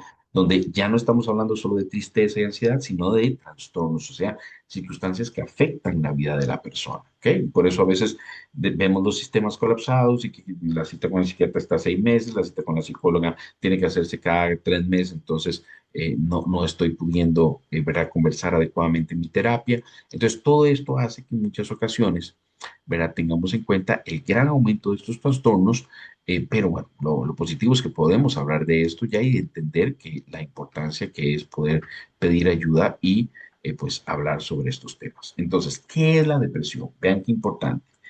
¿Qué no es depresión? Depresión no es esa tristeza porque algo malo pasó y que me siento mal una semana y que me siento bajoneadillo, como decimos, muchos chicos dicen, es que me dio la depre, ¿verdad? Pero puedo seguir yendo a la U, pero pues puedo seguir haciendo mis cosas, puedo seguir hablando con amigos, yo un ratito me siento mejor. Ok, eso no es depresión. La depresión mayor ya es una enfermedad con un claro componente neurobiológico y donde se afectan diferentes estructuras, la corteza prefrontal, la amígdala, el hipocampo, que tiene que ver con la memoria, eh, ¿verdad? El córtex cingulado, que tiene que ver con el déficit cognitivo, la corteza orbitofrontal, que tiene que ver con ese ánimo deprimido, donde la persona ya no es la misma de antes. Es una condición médica también crónica que afecta a los ritmos circadianos, por eso la persona deja de dormir igual, deja de comer igual y se va deteriorando lastimosamente a lo largo del tiempo. Entonces tenemos que quitarnos de la mente que la depresión es, no, se arregla solamente con correr las cortinas en la mañana, poner las tenis y salir a correr. Bueno, no es que eso no sea muy positivo o no se arregla solamente con ir a la iglesia o ir a orar. Claro que puede ayudar muchísimo y es una bendición que tengamos un grupo positivo de apoyo y que tengamos nuestras creencias que nos ayudan, ¿verdad? Y nos apoyan en todo este aspecto. Pero una persona con depresión requiere ayuda y tratamiento. ¿Ok? Y es muy importante, asociado a todo lo demás, al deporte, a las redes de apoyo, a la parte espiritual, que es muy importante, pero no podemos dejar de lado que su cerebro está enfermo. ¿Ok? Entonces es muy importante tener en cuenta que la depresión existe. ¿Y cuáles son estos síntomas? Creo que si yo les preguntara, muchos de ustedes, esto es de cultura general, pero vemos una persona con un estado de ánimo bajo, triste la mayor parte del día y la mayor parte de los días, con sensación de disminución de intereses en las actividades que antes le gustaban, ya no quiero ir al cine, ya no quiero ir a hacer deporte, ya no quiero comer con mis amigos, falta de apetito o más bien al contrario, aumento de apetito, sueño excesivo o insomnio y mucha ira e irritabilidad, especialmente esto se da mucho en los adolescentes, ¿ok? También otros aspectos como fatiga permanente, eh, sentirme muy culpable y aislamiento, esto es muy importante también. Y en algunos momentos, cuando esas depresiones aumentan, pueden llegar a haber pensamientos relacionados con la muerte o con desaparecer, ¿ok? Y hay mucha falta de habilidad para concentrarse, entonces hay mucha afectación de nuestro trabajo diario. Entonces, parte fundamental es que en la depresión nuestra funcionalidad se ve afectada. ¿Ok? Y estos son muy importantes entre los síntomas diagnósticos. Y desde la parte neurobiológica, acuérdense que la depresión o cualquier tipo de estos trastornos lo podríamos ver desde la parte sociológica, desde la parte psicológica, hasta desde la parte espiritual y muchos aspectos, pero quiero hablarles desde la parte neurobiológica como psiquiatra. En ese sentido, tendríamos que ver que nosotros cuando viene un paciente, yo le digo que estamos tratando a través de las citas que tenemos, de la valoración con los medicamentos, de ver cómo está funcionando su cerebro. Y tenemos que entender que nuestro cerebro, nuestras conexiones neuronales tienen que ver con la estabilidad y el equilibrio y la salud de estos neurotransmisores. Serotonina, norepinefrina y dopamina, entre muchos otros, el GABA, etcétera. Pero sí podemos tener estos tres que son muy importantes, que vean que la serotonina tiene que ver con ansiedad, con el apetito sexual, la norepinefrina con la vigilancia, con el interés, con la motivación, la dopamina, todo esto. Entonces uno ve que hay un aspecto que tiene que ver con los diferentes neurotransmisores. Y para entenderlo así muy rápidamente y muy esquemáticamente, pensemos que aquí hay un equilibrio entre los neurotransmisores y la comunicación de nuestras neuronas y que aquí hay un desequilibrio. Ven como si fuera como si hubiera menos neurotransmisores o que fueran menos efectivos. Y nuestra función como médicos es dar el tratamiento adecuado, ya sea a través de la terapia y la farmacoterapia o las dos juntas, y que podamos volver a ese proceso de equilibrio entre las neuronas, ¿ok? Entonces, esto es muy importante porque uno ve, y hay muchos artículos que lo hablan, de cómo una persona puede verse beneficiada con el tratamiento adecuado cuando encontramos el esquema adecuado de la medicación, y hay una gran diferencia entre personas cuando no toman el medicamento de cuando sí toman la medicación, y además obviamente asocian la psicoterapia y todos otros aspectos como de manejo, por ejemplo, hacer ejercicio, ir a lugares verdes, relacionarse con otras personas es fundamental, pero muchas personas cuando hay una depresión muy, muy severa no pueden acceder a esto. Entonces requerimos que ya el cerebro esté más equilibrado para poder acceder a todos los aspectos de factores positivos, ¿ok? Entonces esto es muy importante porque también puede haber una gran afectación de la cognición y la memoria. Y esto, ojo, se da también en muchas personas sobrevivientes de duelo por suicidio. Muchos nos dicen, doctor, es que yo tengo como una niebla mental, no he vuelto a pensar igual, paso con afectación de memoria, me voy otra vez a los recuerdos de lo que pasó y recordemos que todos estos hechos a nivel de una persona que ha vivido el duelo por suicidio pueden ser muy traumáticos, ¿ok? Entonces, va a ser muy importante el proceso de terapia y detectar si en esta niebla mental también hay de fondo una depresión. Y el tratamiento es muy importante porque acuérdense que hoy no solamente estamos hablando sobre salud mental y sobre sobrevivientes de dolor por suicidio, sino de la importancia del autocuidado, ¿ok? Y la importancia de pedir ayuda a tiempo. Otros aspectos que son muy importantes en las personas con duelo por suicidio son que haya la aparición de trastornos que tienen que ver con ansiedad. Recordemos que los trastornos de ansiedad son múltiples, está la fobia social, los trastornos de ansiedad generalizada, los trastornos de ansiedad con ataques de pánico, ya en otros ámbitos el trastorno obsesivo compulsivo y otros, pero todos tienen en sí, ¿verdad?, de que en momentos de descompensación las personas pueden tener síntomas de mucha ansiedad con sudoración, dolor de pecho, aumento en la tensión muscular, entonces vemos contracturas musculares muy fuertes, palpitaciones, entumecimiento, etcétera. ¿Y qué es un ataque de pánico? Imagínense esta señora que está en el supermercado, tiene un ataque de pánico en medio del supermercado y después queda ahí, la vemos con algo que se llama ansiedad anticipatoria, que es esa ansiedad que no se quita y que me da miedo entonces volver porque me va a volver a dar un ataque de pánico, entonces dejo de ir al cine si me dio en el cine, dejo de ir a la universidad si ya me dio en la universidad, y poco a poco la persona puede irse aislando en su casa al punto de que a veces puede aparecer la agorafobia, que es ese miedo o angustiante de estar en un lugar donde me pueda dar un ataque de pánico, donde no pueda irme rápidamente, ¿ok? Entonces esto es muy importante tenerlo en cuenta porque pues Jackie les puede hablar muchísimo más sobre esto y me imagino que lo van a conversar durante la semana. Recordemos que cada vez más estamos viendo la relación y muchos de estos síntomas en pacientes de duelo por suicidio que tienen de fondo también algo que se llama un estrés postraumático. Normalmente las imágenes vívidas, todo esto que viene, esta pensadera constante, este intento de resolver es porque el cerebro está como dando vueltas tratando de resolver circunstancias que ya no puede hacerlo. Entonces, esta parte del estrés postrauma tenemos que tenerlo mucho en cuenta porque la mayoría de mis pacientes, afortunadamente, bueno, pensémoslo así, antes, cuando una persona tenía un trauma porque vivía esta circunstancia en mi niñez, porque mi papá era muy violento, llegaba, le pegaba a todos, lo tengo ahí en la mente, pero antes las personas tenían o de una u otra forma lo sentían así y decían, bueno, ya sé que tengo un trauma a través de la terapia, me di cuenta que lo tengo y pues ya sé, me sensibilizo acerca del tema, pero yo sé que lo tengo, pero no lo puedo tratar, ¿ok? Ahora, afortunadamente, hay ciertos tipos de terapia muy buenos y cada vez tenemos psicólogos que se especializan más en estas áreas, como el EMDR, por ejemplo, donde estos traumas se pueden tratar y no les puedo decir de cuánto verdaderamente mis pacientes se han visto beneficiadas y beneficiados de que podamos tratar los procesos de estrés postrauma, ¿verdad? En sus procesos en general, ¿verdad? Y cómo las depresiones se ven beneficiadas con el tratamiento adecuado y con el tipo de terapia adecuada, ¿ok?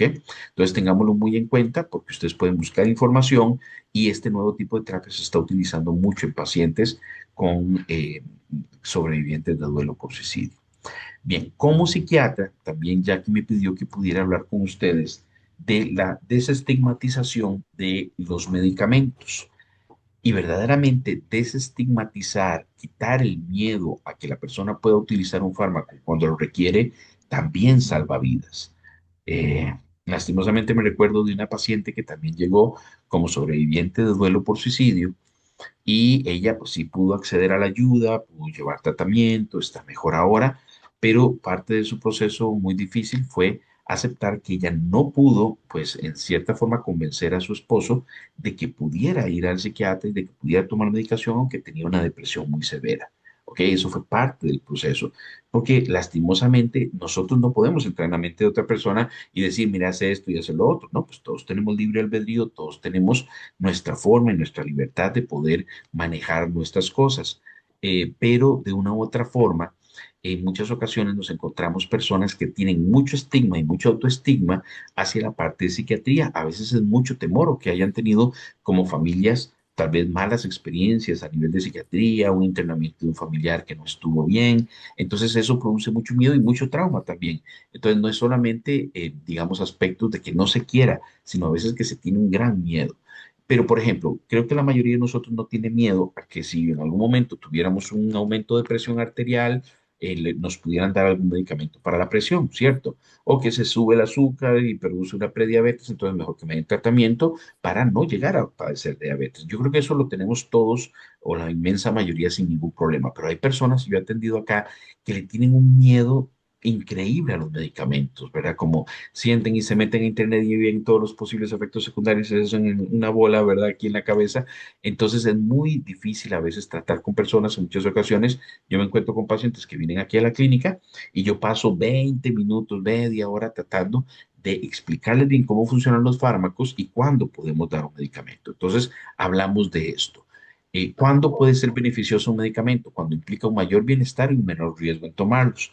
Por ejemplo, en una mujer embarazada se puede dar un tratamiento antidepresivo. Bueno, es una buena pregunta. Miren que sí, sí se puede dar ciertos medicamentos y es mejor darlos que no darlos, porque una depresión durante el embarazo puede afectar obviamente a la mamá y puede afectar al bebé. En cambio, hay medicamentos que la mamá puede utilizarlos sin ningún problema y no deben afectar para nada el embarazo ni al bebé, ¿ok? Entonces, ven, eso es parte de cultura general que es importante tenerlo en cuenta. Entonces, ahí vemos mayor bienestar y no hay riesgo ni para la mamá ni para el bebé, pero la depresión durante el embarazo y posparto sí puede producir una afectación. ¿Ok? Es preferible tomar esta medicación que dejar que un proceso se empeore o se cronifique. Ya sabemos que entre lastimosamente más largo, entre si nos montamos a un tren y ya se nos pasó la parada, entre más esperemos por devolvernos, más vamos a tener que caminar. Ok, lo mismo es con las enfermedades, por eso tenemos que tratarlas a tiempo. Los síntomas como agitación, desesperanza, esta niebla mental, la lentitud cognitiva puede afectar el proceso de terapia. Entonces, siempre, por ejemplo, ¿por qué Jackie como terapeuta me los manda a mí primeramente en muchas ocasiones? Porque si ella ve que está la persona con tanta niebla mental, con tanta afectación, la medicación puede ayudar a que esa persona pueda llevar una mejor psicoterapia. ¿En qué sentido? Yo les explico a mis pacientes que a veces, bueno, aquí tengo un cerebro que a veces lo tenemos así como para ayudar a la persona a entender. Pensemos que nuestro cerebro fuera como una tierra fértil, por así decirlo, ¿verdad? Pensemos que si llegamos y le tratamos de meter ideas positivas desde la psicoterapia, entender aspectos que antes no entendíamos, si esto está totalmente seco o árido, como una tierra que no ha sido abonada, lastimosamente que crezcan esas ideas y que puedan desarrollarse va a ser difícil. Pero si tenemos un cerebro en buenas condiciones, nuestra capacidad para pensar y para reflexionar y para ver cómo se conectan las diferentes circunstancias se ayuda mucho. Entonces, verdaderamente la psicoterapia es más efectiva cuando obviamente no tenemos una depresión que nos afecte a nivel cognitivo. ¿Me explico? En ese sentido, no debemos dar tiempo hasta que se perpetúe la disfuncionalidad de la persona, no debemos esperar a que la persona disfuncione por mucho tiempo y gracias a los modernos fármacos, gracias a Dios, pues tenemos ya cada vez medicamentos más nobles y mejores que pueden ayudar mucho a las personas y esquemas de tratamiento que son más Aló, adecuados para tipos de trastornos. ¿Ok? Jai, Ahora, que vieras que ¿cuánto la psicóloga dura el proceso de duelo? me van Perdón, a creo dar que hay alguien, sesiones de 2 horas. creo que tal vez hay algunas personas que tienen ahí el micrófono abierto. Entonces, pero recuerden que vamos a tener espacio para hacer las preguntas al final. Gracias. ¿Cuánto dura el proceso de duelo y cuándo debo buscar ayuda? Recuerden que los procesos de duelo son diferentes para cada persona y que hayamos vivido esto hace 5 años, hace un año, hace meses, no implica que yo ya no esté en duelo, ¿ok? Sino que puede reactivarse cada cierto tiempo y en diferentes circunstancias. Entonces, cada vez hemos ido entendiendo, ¿verdad? Que cada persona es diferente. Ahora, ¿cuándo debo buscar ayuda? Cuando hay disfuncionalidad, cuando ya no estoy pudiendo volver a hacer las cosas que antes me gustaban y ya no estoy disfrutando la vida, ¿verdad? Ya no estoy disfrutando este aprendizaje, ya no estoy disfrutando esta carrera que se llama vida, ¿ok? Ahí es donde debo buscar ayuda y es muy importante tenerla a tiempo. Y ya para ir aterrizando, para ir terminando, ¿qué es la recomendación que les damos? Que se puedan apoyar a través de un abordaje interdisciplinario, ojalá a través de un equipo que involucre el apoyo psicológico, el apoyo médico, que recordemos que también tenemos que hacernos una serie de exámenes de laboratorio a veces para ver cómo está nuestra función física. Uno puede estar diciendo que estamos entrando en una depresión, pero en verdad estamos ante un problema de tiroides. Entonces tenemos que hacer pruebas de función tiroidea para ver cómo está la salud general de la persona. Esto es nada más un ejemplo, ¿ok? Recordemos que una vez al año sí sería bueno hacer los exámenes de laboratorio que involucran hemograma completo, pruebas de función renal, pruebas de función hepática, pruebas de función tiroidea y cómo está pues nuestra función general, ¿verdad? El apoyo farmacológico en muchos pacientes es necesario, no en todos. El apoyo familiar es fundamental para poder salir adelante y ahí, cuando contamos con una familia que también se involucra, que quiere aprender junta, los mejores resultados los tenemos aquí, por ejemplo, cuando los papás nos traen un adolescente pero donde los papás también hacen cambios positivos. Entonces se trata de atender la crisis, superarla y devolver a la funcionalidad, pero siempre escuchando el problema de fondo, el problema que hay de fondo con respecto a cada paciente. ¿Cómo se tratan estos trastornos de salud mental? Recuerden, haciendo una buena valoración médica, llevando un buen proceso terapéutico, maravilloso, una terapia familiar, la medicación cuando es necesaria y obviamente teniendo hábitos saludables como hacer ejercicio y dormir y comer bien, ¿verdad? Eso es fundamental para cualquier tipo de proceso de recuperación. Y recordemos estos aspectos, que son la higiene del sueño. Ojo, son diferentes aspectos, ustedes pueden tomar una fotita acá a esta pantalla, ¿verdad? De lo que nos habla, porque a veces muchas personas vienen con problemas de sueño. Y claro, podemos usar algún tratamiento para ayudarle a mejorar el sueño, pero especialmente al inicio. Sin embargo, las mayores recomendaciones tienen que ver a nivel conductual. Como decir, la cama es solo para dormir. Hay gente que estudia en la cama, come en la cama, ¿verdad? Hace diferentes actividades en la cama y no lo usan normalmente solo para dormir.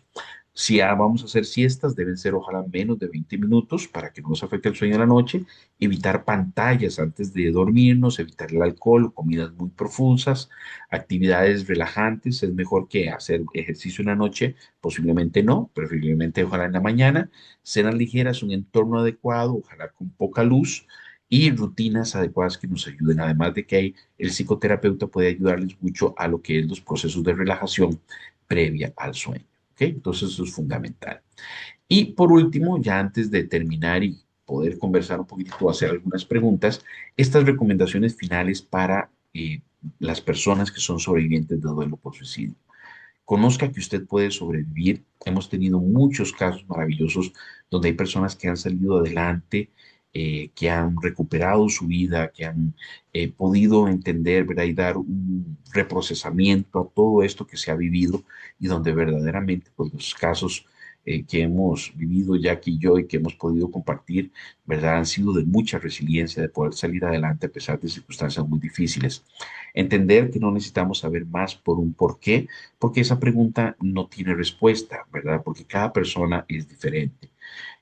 También de ese tiempo para curarse, no es un asunto de que tiene que ir a un ritmo diferente, tiene que ir al ritmo suyo y tiene que buscar a las personas con las que usted sienta un clic para poder ayudarse. Priorice su autocuidado, a veces esto implica tener que decir no en muchas ocasiones y poner límites al ambiente, poner límites a las otras personas y ponernos límites a nosotros mismos. Dese usted mismo permiso para conseguir ayuda profesional y especialmente sea paciente con usted mismo. Por último, ¿verdad? Como les decíamos, aprender a decir que no y recordar tomar un momento a la vez. Y sanar y cuidarnos, recordemos esto, es la mejor forma de honrar a quienes ya no están con nosotros. Porque en muchas ocasiones, muchas personas quedan pegadas, ¿verdad? Con esa sensación de que a veces estar mejor implicaría no rendir, ¿verdad? Ese homenaje a esas otras personas. Pero podemos cambiar esa mentalidad hacia que estar mejor precisamente sería posiblemente lo que esas personas que amamos quisieran también.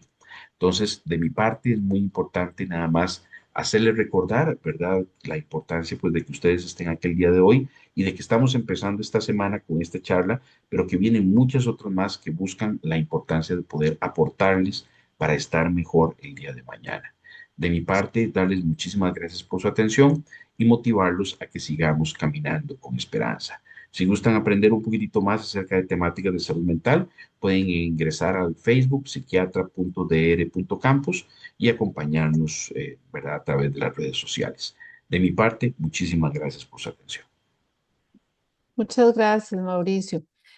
Bueno, aquí tenemos como una recopilación de las preguntas. Hay algunas que se parecen, entonces hice ahí como una labor de dividirlas como por tema. Vamos a ver cómo nos va. Excelente, Jackie. Em, bueno, primero, ¿qué tan cierto es que la depresión y pensamiento a tomar una decisión de suicidarse es hereditario? Bien, creo que lo respondimos, ¿verdad? Durante la charla, ¿verdad? Ujú. Pero no precisamente hablamos de que el suicidio sea hereditario, sino de que hay patologías psiquiátricas que pueden tener un componente genético, ¿verdad? Hereditario, por ejemplo, la depresión. A veces cuando viene una persona acá con depresión, siempre pregunto bueno, ¿y tus familiares han tenido depresión? Y hay veces que normalmente nos dicen, sí, mi abuela, mi mamá o del lado paterno. Hay personas que nos dicen que no y a veces siempre es importante preguntar también por ejemplo, alcoholismo. Dice, no, doctor, depresión no. Uy, sí, pero alcoholismo sí en mis tíos, en mis abuelos. Entonces recordemos que en muchas ocasiones nuestros antepasados, pues cómo manejaban la depresión, lastimosamente no había medicamentos, no había tratamientos, pero estaba el alcohol, ¿verdad? Obviamente no era un tratamiento, pero lastimosamente mucha gente se anestesiaba o veía cómo era. El problema era que el alcohol es adictivo, ¿verdad? Y produce muchísimos problemas más aún hoy, ¿verdad? Personas normalmente detrás del alcoholismo o de ciertos tipos de adicciones, muchas veces hay trastornos depresivos y ansiosos que hay que trabajar concomitantemente para poder mejorar la adicción. Ahora, ¿qué quiero decir con esto a nivel hereditario? No precisamente el suicidio es hereditario, pero pueden haber algunos factores de trastornos mentales o trastornos de salud, ¿verdad?, que puedan influir y que lastimosamente en medios de momentos de crisis puedan tener que ver con suicidio. Entonces, no es hereditario el suicidio, pero a veces hay algunos trastornos que sí pueden ser genéticos y tener que ver con una mayor tendencia al suicidio en algunas familias. ¿Ok? Ok, muchas gracias. Luego, ¿los trastornos de ansiedad pueden aumentar el riesgo de suicidio? Bueno, es una muy buena pregunta, como lo vieron en la charla, pues sí, ¿verdad? En el sentido de que a veces, bueno, pasa que muchas personas con ataques de ansiedad, hoy no estamos hablando solo de ataques de ansiedad, ahora cuando damos la charla de ataques de ansiedad y todo esto, pues lo tratamos más fuertemente, pero ¿qué pasa cuando una persona tiene un ataque de pánico? A veces termina en urgencias, ¿verdad?, de algún hospital y muchas personas nos dicen, doctor, y me dijeron que me vieron, me hicieron el electrocardiograma, vieron que el corazón estaba bien y me dijeron, usted no tiene nada, váyase. Eso es no entender lo que es salud mental, ¿verdad? Volvamos al punto. Recordemos que muchos profesionales, lastimosamente, pues bien, no han llevado una buena capacitación en salud mental. Entonces, mi recomendación siempre es que sigan y sigan buscando hasta encontrar el equipo o la atención adecuada para regularse, para que estar bien. Entonces, ¿qué pasa con los trastornos de ansiedad? Pues sí pueden haber ataques de pánico a repetición. Con una paciente que llegó con 3, 4 ataques de pánico, era imposible trabajar, era imposible para ella vivir bien, hasta que ya se dio el tratamiento, bajamos los trastornos, las crisis de pánico. Normalmente recuerden que los trastornos de ansiedad se tratan con antidepresivos. Ustedes dirán, pero ¿por qué antidepresivos? Bueno, porque los antidepresivos regulan estos neurotransmisores que también están desregulados, por así decirlo, en estos trastornos de ansiedad. Entonces, con antidepresivos se regulan también estos trastornos y a veces se pueden dar medicamentos como benzodiazepinas para bajar la ansiedad inmediata. Me imagino que ustedes han escuchado como, por ejemplo, del Atafil, de la clonazepam, bueno, que son medicamentos que a veces la gente le tiene mucho miedo, pero los médicos lo usamos para bajar la ansiedad inmediata mientras el medicamento va dando su resultado y después estos medicamentos de apoyo los vamos quitando para que la persona no tenga problemas de dependencia de estos medicamentos. Pero el problema de los trastornos de ansiedad es que mucha gente, ¿verdad?, no puede buscar la ayuda adecuada porque a veces se menosprecian los síntomas a nivel médico y esto no debería de pasar. ¿Ok? Pero sí podría haber cierto circunstancia de aumento de riesgo suicida en pacientes que tienen ataques de pánico muy fuertes o en ciertos tipos de trastornos de ansiedad. Ok, muchas gracias. Luego hay como varias preguntas que giran en torno al tema de la depresión.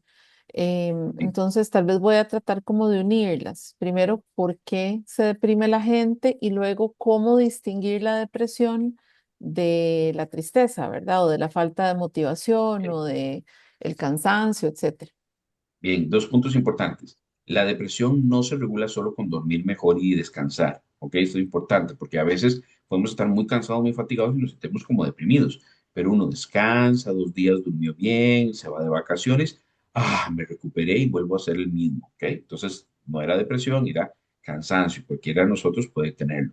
Pero la depresión, por más que la persona descanse, por más que la persona llore, por más que no se siente igual. A veces dice, doctor, lloré, me sentí mucho mejor, saqué esto que tenía dentro y ya me siento mejor y seguí funcionando. Entonces no era una depresión.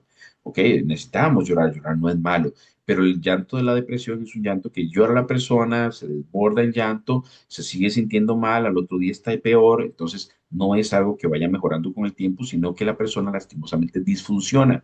Dos puntos importantes para detectar una depresión, la disfuncionalidad, o sea, ya yo no soy el mismo de antes, ya no vuelvo a la normalidad fácilmente, sino que me afecta en mi trabajo, en mi economía, en mis relaciones con las demás personas, en llevarme bien con la gente, en llevar a mis chicos al colegio, etcétera.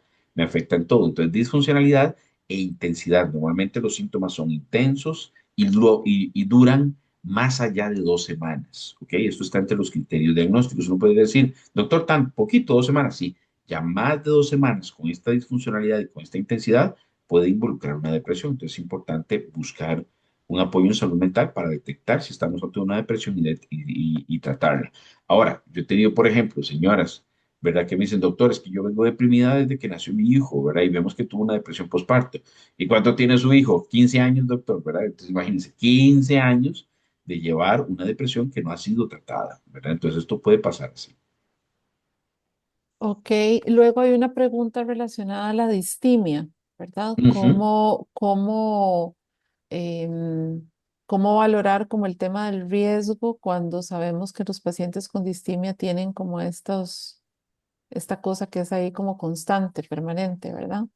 Bien, la distimia es como una depresión menos severa que la depresión que estamos hablando, pero que es muy presente a lo largo del tiempo. Entonces, hay veces que vienen adolescentes o vienen chicos jóvenes que nos dicen, doctores, que yo vengo ahora más triste, más deprimido y con sensación de deseos de morirme, pero yo toda mi adolescencia, los 6, 7, 8 años de mi adolescencia, ¿verdad? Estuve con una tristeza constante que no se quitaba, pasaba algo bueno y bueno, me sentía un poquito feliz, pero el otro día estaba igual y pues, pero no era como de morirme o de sentirme hacerse daño. Entonces, era como una sensación de aplanamiento constante a lo largo del tiempo, ¿verdad? De tristeza, pero que no llegaba a depresión, pero muy larga, digamos, a lo largo del tiempo. Entonces, esto es lo que consideramos, por ejemplo, síntomas de distimia y a veces pueden preceder a un episodio de depresión grande o a otros tipos de trastornos. Ok, ahora hay como varias preguntas relacionadas con lo que entiendo son como las señales, ¿verdad? Las señales que nos alertan de que alguien podría estar en riesgo suicida. Entiendo.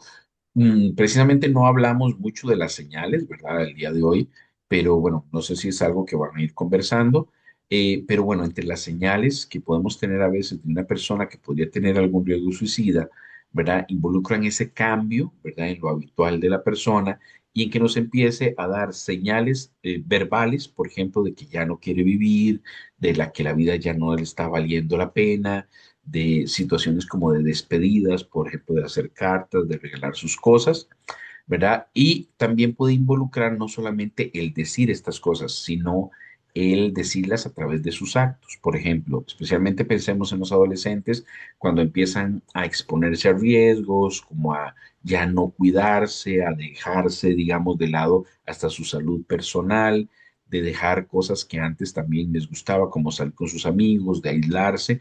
Todos estos son circunstancias que pueden ser mensajes de algún tipo de riesgo, ¿verdad? Entonces siempre es importante explorar. Ok, luego hay aquí otra persona que dice cómo abordar la culpa si nunca vi una señal que me indicara ideación suicida. Bien, a eso me refiero cuando, por ejemplo, vuelvo al punto del oncólogo y del cáncer.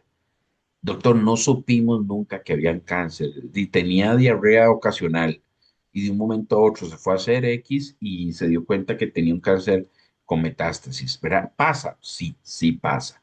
Y pasa también a nivel de salud mental, porque hay aspectos donde hay familias que dicen, doctor, de veras, nosotros hemos visto las señales, hemos visto, y no vimos ninguna señal. Entonces, ¿puede pasar? Sí, sí puede pasar. Ahora, recordemos, vean, por ejemplo, si yo veo a un primo no lo he visto hace días y cuando lo veo amarillo, amarillo, digo, algo le está pasando en el hígado, ¿verdad? Eso se llama ictericia, ¿verdad? Entonces, ¿verdad? Eso se ve físicamente, pero la depresión, este tipo de circunstancias no se ve precisamente físicamente, porque podemos decir, bueno, está triste, bajoneado, pero hay depresiones, bueno, no es un tema que estamos tratando el día de hoy, pero por ejemplo, hay depresiones que se llaman depresiones, o les han puesto así, depresiones sonrientes o depresiones de alta funcionalidad. Entonces, más bien la persona está trabajando como nunca, está más activa que nunca, está haciendo, jamás pensaríamos que hay una depresión de fondo y de ahí nos sale con un intento de autoeliminación o con un suicidio. Esto ha pasado, ¿verdad? Lo hemos visto, por ejemplo, hace años salió la historia de una Miss Universe, pero que era de Estados Unidos, ¿verdad? Y que lastimosamente falleció por suicidio y después salían, pero ¿qué pasó? ¿Verdad? La veíamos en las pasarelas, la veíamos aquí, la veíamos allá. Y a veces, como decimos acá en Costa Rica, la procesión va por dentro. Entonces, por eso también es importante, recordemos que los seres humanos tenemos toda una serie ahí de funciones como para seguir, ¿verdad? Como diríamos, como en neutro, ¿verdad? Y haciendo las cosas, ¿verdad? Tal vez evitando, ¿verdad? Con muchas circunstancias de cómo nos estamos sintiendo. Entonces, por eso a veces es muy difícil detectar, no todos los casos, pero hay algunos casos que sí son difíciles. Entonces, lo que dice esta persona que está haciendo la pregunta es totalmente factible, ¿verdad? Es decir, hay familias que dicen, doctor, no detectamos ninguna situación y nos sentimos sumamente mal porque cuando vemos los temas, ¿verdad? Detección de riesgos, decimos, no detectamos nada, pero vuelvo al punto, eso se puede trabajar porque es parte de que es un fenómeno, vuelvo al punto del inicio, que a veces se nos sale de las manos. Son cosas que obviamente si hubiéramos detectado, hubiéramos tratado de hacer, pero de una u otra forma hay casos que se nos escapan de esa red de apoyo que queremos formar. Ok, gracias. Aquí preguntan en el caso de los niños, ¿se aplica a todo esto que has dicho y cuáles son los niños con mayor riesgo de suicidio? Bueno, esto es importante. No voy a decir que estas dos patologías tengan que ver directamente con el suicidio, pero lo que hemos visto del fenómeno de suicidio en niños es que normalmente se asocia a mucha impulsividad. Entonces, casos con ciertos tipos de trastornos en niños que cursen con impulsividad pueden tener cierto riesgo suicida en momentos de crisis. Por ejemplo, el déficit atencional con hiperactividad y mucha impulsividad, chicos que tienen esta circunstancia de déficit atencional, pero que asocian mucha impulsividad, en medio de ciertos detonantes podrían tener riesgo suicida. Luego, chicos, por ejemplo, que pueden haber un desborde emocional ante ciertas circunstancias, por ejemplo, como un trastorno del espectro autista. No digo que todos, vuelvo al punto, ¿verdad? Quiero decir que algunos casos hemos visto, por ejemplo, recuerdo un chico en el hospital psiquiátrico que excelentes notas, sumamente estructurado, ¿verdad? Nunca había cometido ningún error y llega un día y se saca una mala nota y la maestra le dice, ay Juanito, pero ¿por qué te saqué? ¡Qué barbaridad! ¿Verdad vos tan bueno que has sido? Y este chico termina en emergencias con una autolesión, ¿verdad? Pues gracias a Dios se abordó, se atendió, pero es interesante ver, ¿verdad? Como este chico tal vez tenía pocas habilidades para poder manejar una circunstancia donde fallara, ¿me explico? Y donde había impulsividad y un desborde emocional, entonces pues terminó en emergencias. Está bien, nada más como para dar eso en caso. Chicos, o bueno, sabemos que lastimosamente los niños que han vivido violencia intrafamiliar, agresión o trauma, especialmente lo que es abuso sexual, puede influir mucho en futuras circunstancias de riesgo suicida, ¿verdad? O de autolesiones. Entonces, nada más tener eso en cuenta también. Es toda otra charla, ¿verdad? Por aparte, el abordaje de el riesgo adolescente y en niños, pero digamos que muy someramente, ¿verdad? Esos puntos importantes, casi siempre asociado con algún tipo de impulsividad importante. Quizás también el tema del bullying, ¿verdad, Mauricio? Excelente, Que sí, ahora Jackie, está sí. de... Sí, Ujú. que estamos viviendo mucho más bien el bullying, el tema del bullying empezó a ser sonado, por así decirlo, a ser de importancia porque se asoció al riesgo suicida. Entonces, ¿qué es el bullying? Recordamos, un chico que vive constantemente en una situación de agresión psicológica, emocional, verbal, física o de aislamiento a lo largo del tiempo, ¿verdad? Y que es sostenida y sistemática. Entonces, son estos chicos que dicen, no, doctor, yo no quiero ir al colegio otra vez, ¿verdad? O sea, llevo años, recuerdo un chico en quinto año, ¿verdad? Que había vivido desde primer año hasta quinto año en el colegio todo el tiempo de bullying y la familia nunca se había dado cuenta. Entonces estaba sumamente desgastado y sumamente afectado. Entonces, cuando es esto, ¿verdad? Por la persistencia, imagínense que ahora la relación, por ejemplo, que hay con el móvil laboral, ¿verdad? Con la agresión constante, yo tengo aquí pacientes que han venido descompensadísimos por agresión y acoso laboral. Ahora imagínense un chico adolescente o un niño, ¿verdad? En la escuela. Entonces, sí, verdaderamente, y aquí tiene toda la razón, ¿verdad? El bullying, cómo puede estar asociado a también síntomas, ¿verdad? O aspectos que tengan que ver con un riesgo suicida. ¿Sí? Luego hay otra pregunta aquí. ¿Es verdad que el que se suicida es porque tiene un trauma de la niñez? No precisamente, no precisamente.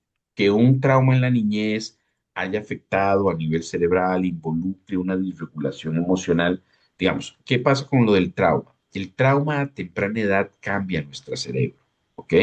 Y eso sí, son estudios muy interesantes que se han hecho a nivel de tomografías y aspectos funcionales del cerebro, donde se ve que el cerebro de las personas que han vivido trauma complejo, especialmente a muy temprana edad, puede ser un cerebro diferente, un cerebro donde la parte cognitiva con la que pensamos y con la que regulamos nuestra impulsividad no esté tan apta para regular esta impulsividad y donde haya una disregulación emocional en áreas límbicas que tienen que ver con las emociones. Entonces, pensémoslo así en palabras simples, mucha disregulación emocional, mucho que se siente intensamente y a veces la parte cognitiva, ese cerebro que piensa y que para las cosas y que pone límites, todavía en mucha disregulación, donde no pone el límite adecuado.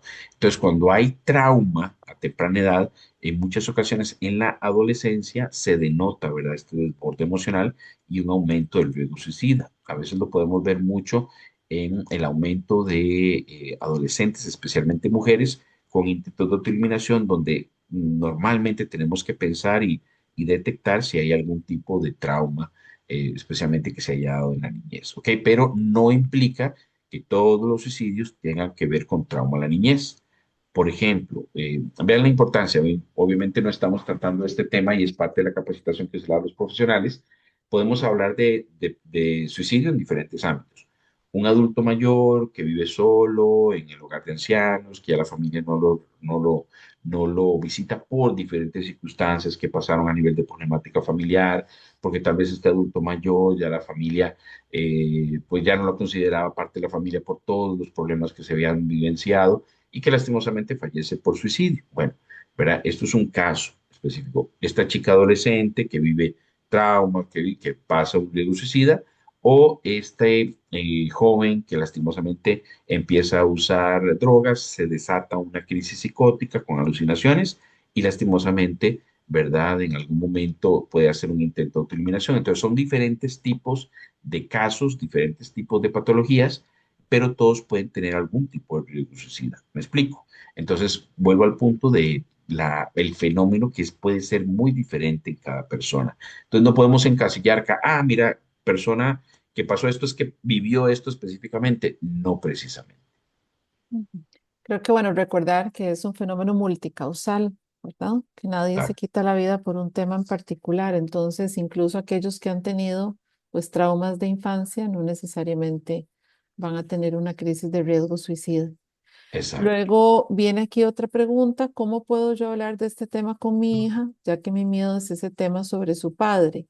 Ella tenía 5 años y es mi más grande motivo por volver a estos grupos, ya que hasta ahora, 5 años después, sale sus sentimientos sobre la pérdida de su papá, ya que yo nunca le dije cómo murió.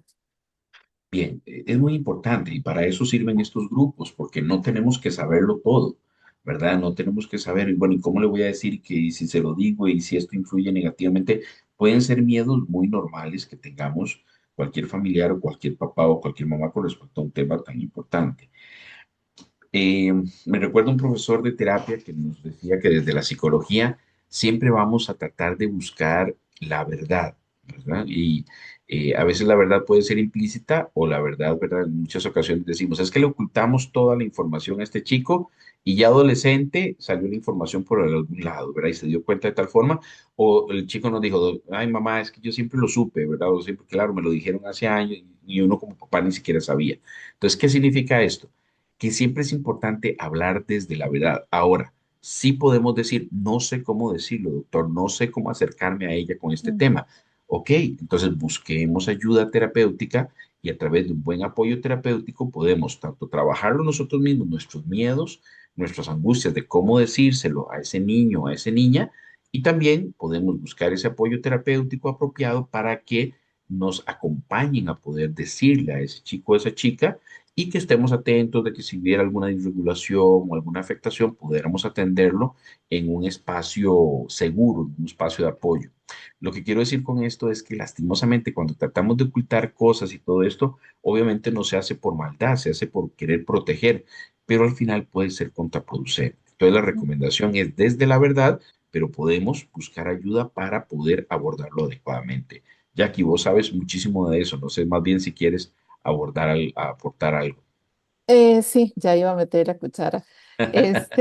Tal vez creo que además de un deseo de proteger, también existe en las familias o en los adultos que están encargados de los chicos más jóvenes, un uno mismo no entender lo que está pasando, no saber ni siquiera qué decir, porque yo mismo estoy tratando de procesar.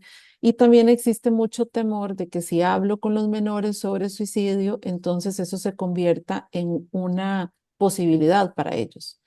Y ahora creo que fue Estefanía la que mencionaba ahí en el chat, si no me equivoco, que ahorita los chicos tienen acceso a todo tipo de información, ¿verdad? Ya no podemos partir como de esta premisa de que podemos esconderles algunas cosas porque no funciona así. Y aunque yo controle los aparatos de mis hijos, cuando llegan a la escuela, hay chicos que andan con aparatos de los cuales nadie tiene control, igual van a escuchar y van a aprender de cosas. Entonces, lo mejor que podemos hacer por estos muchachos que están en esta situación de haber perdido a alguien cercano es no mandarlos a la guerra desarmados, ¿verdad? Yo no les puedo contar la cantidad de familias que se lamentan muchísimo no haber hablado con los chicos personalmente porque luego se enteran de la verdad por boca de otras personas de la peor manera, y eso lesiona muchísimo el vínculo con los adultos porque se sienten engañados.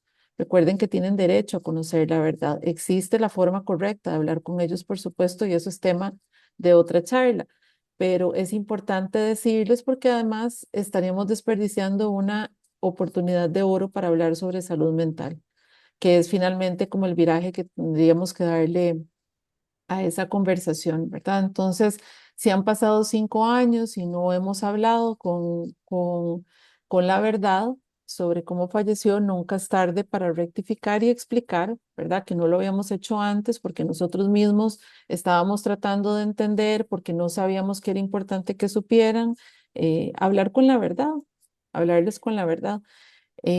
Creo que también el año, hace como 2 o 3 años, llegó al evento este que organizamos para sobrevivientes una mujer de casi 40 años cuyo papá había fallecido por suicidio a los 5 años. Y ella se entera ya a sus 30 y pico que su papá en realidad se había suicidado y no había muerto por muerte natural como le habían hecho creer. Y ella hablaba de cómo sentía que su papá se había vuelto a morir y estaba teniendo que iniciar nuevamente su proceso de duelo. Y es porque cuando nosotros estamos elaborando nuestro duelo, ese duelo se basa sobre una narrativa, sobre una historia de lo que sucedió. Y esa es como la base sobre la cual yo voy a empezar a construir ese proceso. Entonces, imagínense si yo estoy construyendo sobre algo que no es cierto, eventualmente eso se va a derrumbar y voy a tener que volver a empezar. Así que siempre se recomienda definitivamente hablar con los chicos con la verdad. Vamos a ver. Perdona, Jackie, Ajá. disculpa, vieras que ahí estoy viendo algunas preguntas sobre fármacos, que, bueno, nada más para poner un momentito ahí. Por ejemplo, Ujú, sobre, ahí hay una persona que dice que le daba miedo tomar fármacos porque hacerse dependiente. No nos dio mucho chance de tomar ese punto, pero recordemos que la inmensa mayoría de los medicamentos que usamos en psiquiatría no son adictivos, ¿ok? Por ejemplo, los antidepresivos, estos medicamentos que se usan en depresión y en ansiedad, que son reguladores de serotonina, de dopamina, esto que dijimos no son adictivos, ¿ok? La persona lo podría dejar en cualquier momento. Ahora, no debe dejarlo de sopetón porque cualquier medicamento de estos debe darse el tiempo que el médico indique y posteriormente que haya una buena regulación por un buen tiempo, que normalmente a veces es más de un año, normalmente empezamos a bajar poco a poco el medicamento. Importante, hay personas, por ejemplo, cuando una persona ha tenido una depresión, se da el tratamiento y se maneja así, pero es diferente a una persona que haya tenido tres, cuatro depresiones a lo largo de su vida. Normalmente ahí el médico, si encontramos un esquema adecuado de tratamiento, se mantiene porque no queremos que el cerebro se someta a más depresiones, porque cada depresión no es gratis a nivel cerebral. ¿Estamos? Y un punto importante, entonces recordemos no dejar los medicamentos de sopetón, siempre hablarlo con el médico y hay algunos medicamentos que podrían ser adictivos.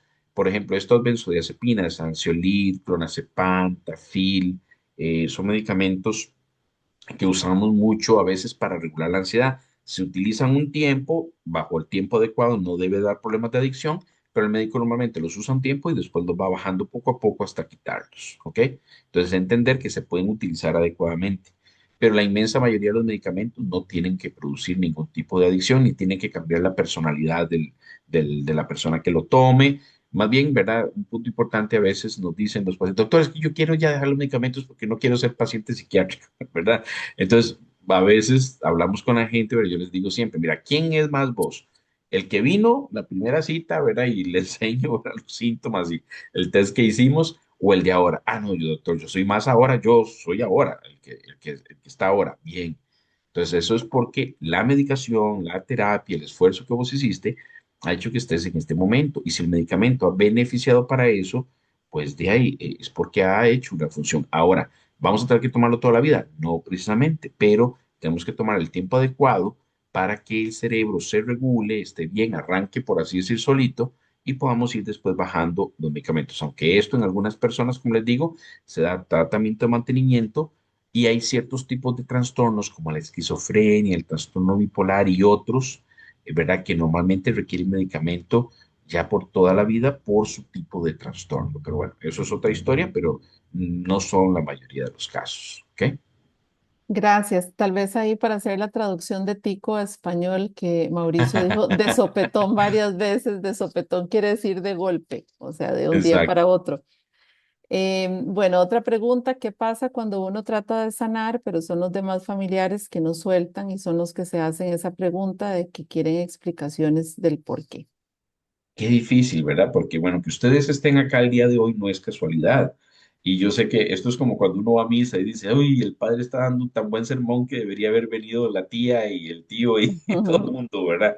Pero si están ustedes por acá, ¿verdad? Es posiblemente porque tengan un nivel de conciencia, un nivel de sensibilidad y están listos para hablar de este tema. Hay gente, de verdad, que tenemos que respetar en cierta forma que tal vez no vayan a estar listos para trabajarlo nunca, pero hay que hacer una diferenciación entre eso y que esto me afecte a que yo pueda seguir adelante y lo pueda trabajar y yo me sienta como yendo a un grupo y trabajando en terapia.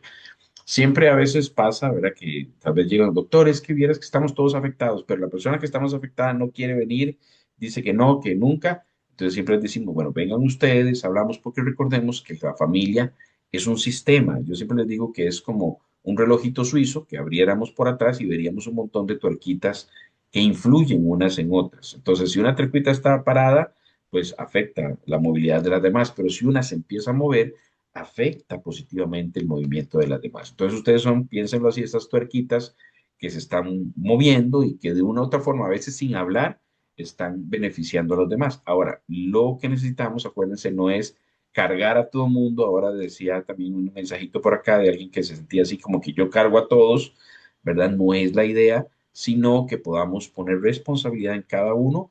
Yo asumo mi responsabilidad, yo sigo adelante. Y si alguien me pregunta, mira, ¿cómo estás de bien y cómo lo hiciste?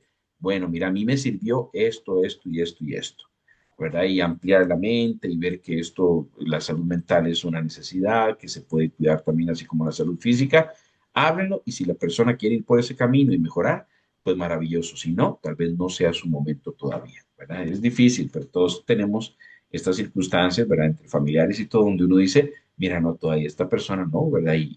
Pero no puedo, voy a poner para estas palabras, amargarme la vida porque otra persona no pueda todavía entrar en ese rol de mejoría o de estar mejor.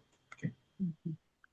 Bueno, y creo que aquí vamos a atender una última. ¿Qué técnicas o recursos se emplean para el abordaje familiar en prevención del suicidio? Bueno, Jackie, si quieres, tal vez esa puedes contestar la voz, me parece, porque Jackie tiene obviamente una experiencia increíble en el abordaje de pacientes sobrevivientes. Yo pienso que la terapia familiar es fundamental, pero posiblemente no se va a poder dar en todos los casos, ¿verdad? Pero cuando se puede dar, pues es maravilloso, pero tal vez más bien que creo que es una pregunta más dirigida al expertise que tienes.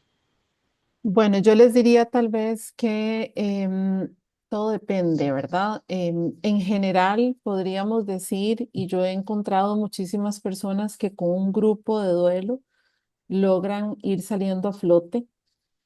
Hay personas que por sus características, ya sea su historia anterior al suicidio, porque tal vez ya venían arrastrando algún trastorno mental, o se les juntan varias situaciones complejas con el fallecimiento, o también porque fueron los que encontraron el cuerpo o las personas a las que se dirigieron como los últimos mensajes, como que esas características hacen que algunas personas necesiten un abordaje individual también. Em, es maravilloso cuando las familias, como decía Mauricio, se unen, ¿verdad? Y logran hacer cosas en conjunto. Yo, de hecho, tengo como este sistema, cuando me llega una familia nueva, trato de hacer al menos una sesión familiar de forma tal que sea como una nivelación, en el sentido de que todos vamos a partir de ciertos conocimientos, vamos a valorar las necesidades que tiene cada uno y los recursos que tenemos disponibles en el país. Y se empiezan a tomar decisiones. Habrán algunas personas que no tienen apertura o no tienen la posibilidad, los recursos de ir a terapia, entonces optarán por otras cosas, pero sí es importante también saber que el abordaje debe ser interdisciplinario, ¿verdad? Eso es bien importante. A veces tiene que incluirse en el equipo un médico de cabecera porque hay personas que tienen padecimientos físicos que se descompensan. Es un tema como de caso a caso, definitivamente. Quedan ahí preguntas, pero definitivamente ya no nos da chance como de seguir contestando. Queremos agradecerle a Mauricio muchísimo por su ayuda el día de hoy, por todo el conocimiento que compartió con nosotros. Ahí él les compartió la página de Facebook por si quisieran consultar con él directamente. Él hace consulta virtual, entonces, pues, aunque esté en otro país, es una posibilidad, digamos, consultar con él. Recordarles que este es el primer día de toda una semana de actividades. Mañana nos toca el espacio donde Edgardo va a estar hablando con un psiquiatra y un psicólogo que han perdido pacientes por suicidio y hablar un poquito de cómo se ve esa experiencia y cuál es la afectación que viven los profesionales de la salud mental que están trabajando con pacientes en riesgo. El enlace sería el mismo que utilizaron el día de hoy, el que se va a seguir utilizando durante toda la semana y los esperamos el día de mañana. Que tengan buena noche. De mi parte, muchísimas gracias por el acompañamiento el día de hoy. Que pasen feliz noche y que sea una maravillosa semana de aprendizaje. Un gran abrazo y saludos desde Costa Rica. Hasta luego. Gracias, saludos desde México. Muchas Buenas, gracias. Muchas gracias. Gracias, buenas noches. Muchas buenas gracias. noches. Gracias, Gracias. buenas noches. Gracias, buenas noches.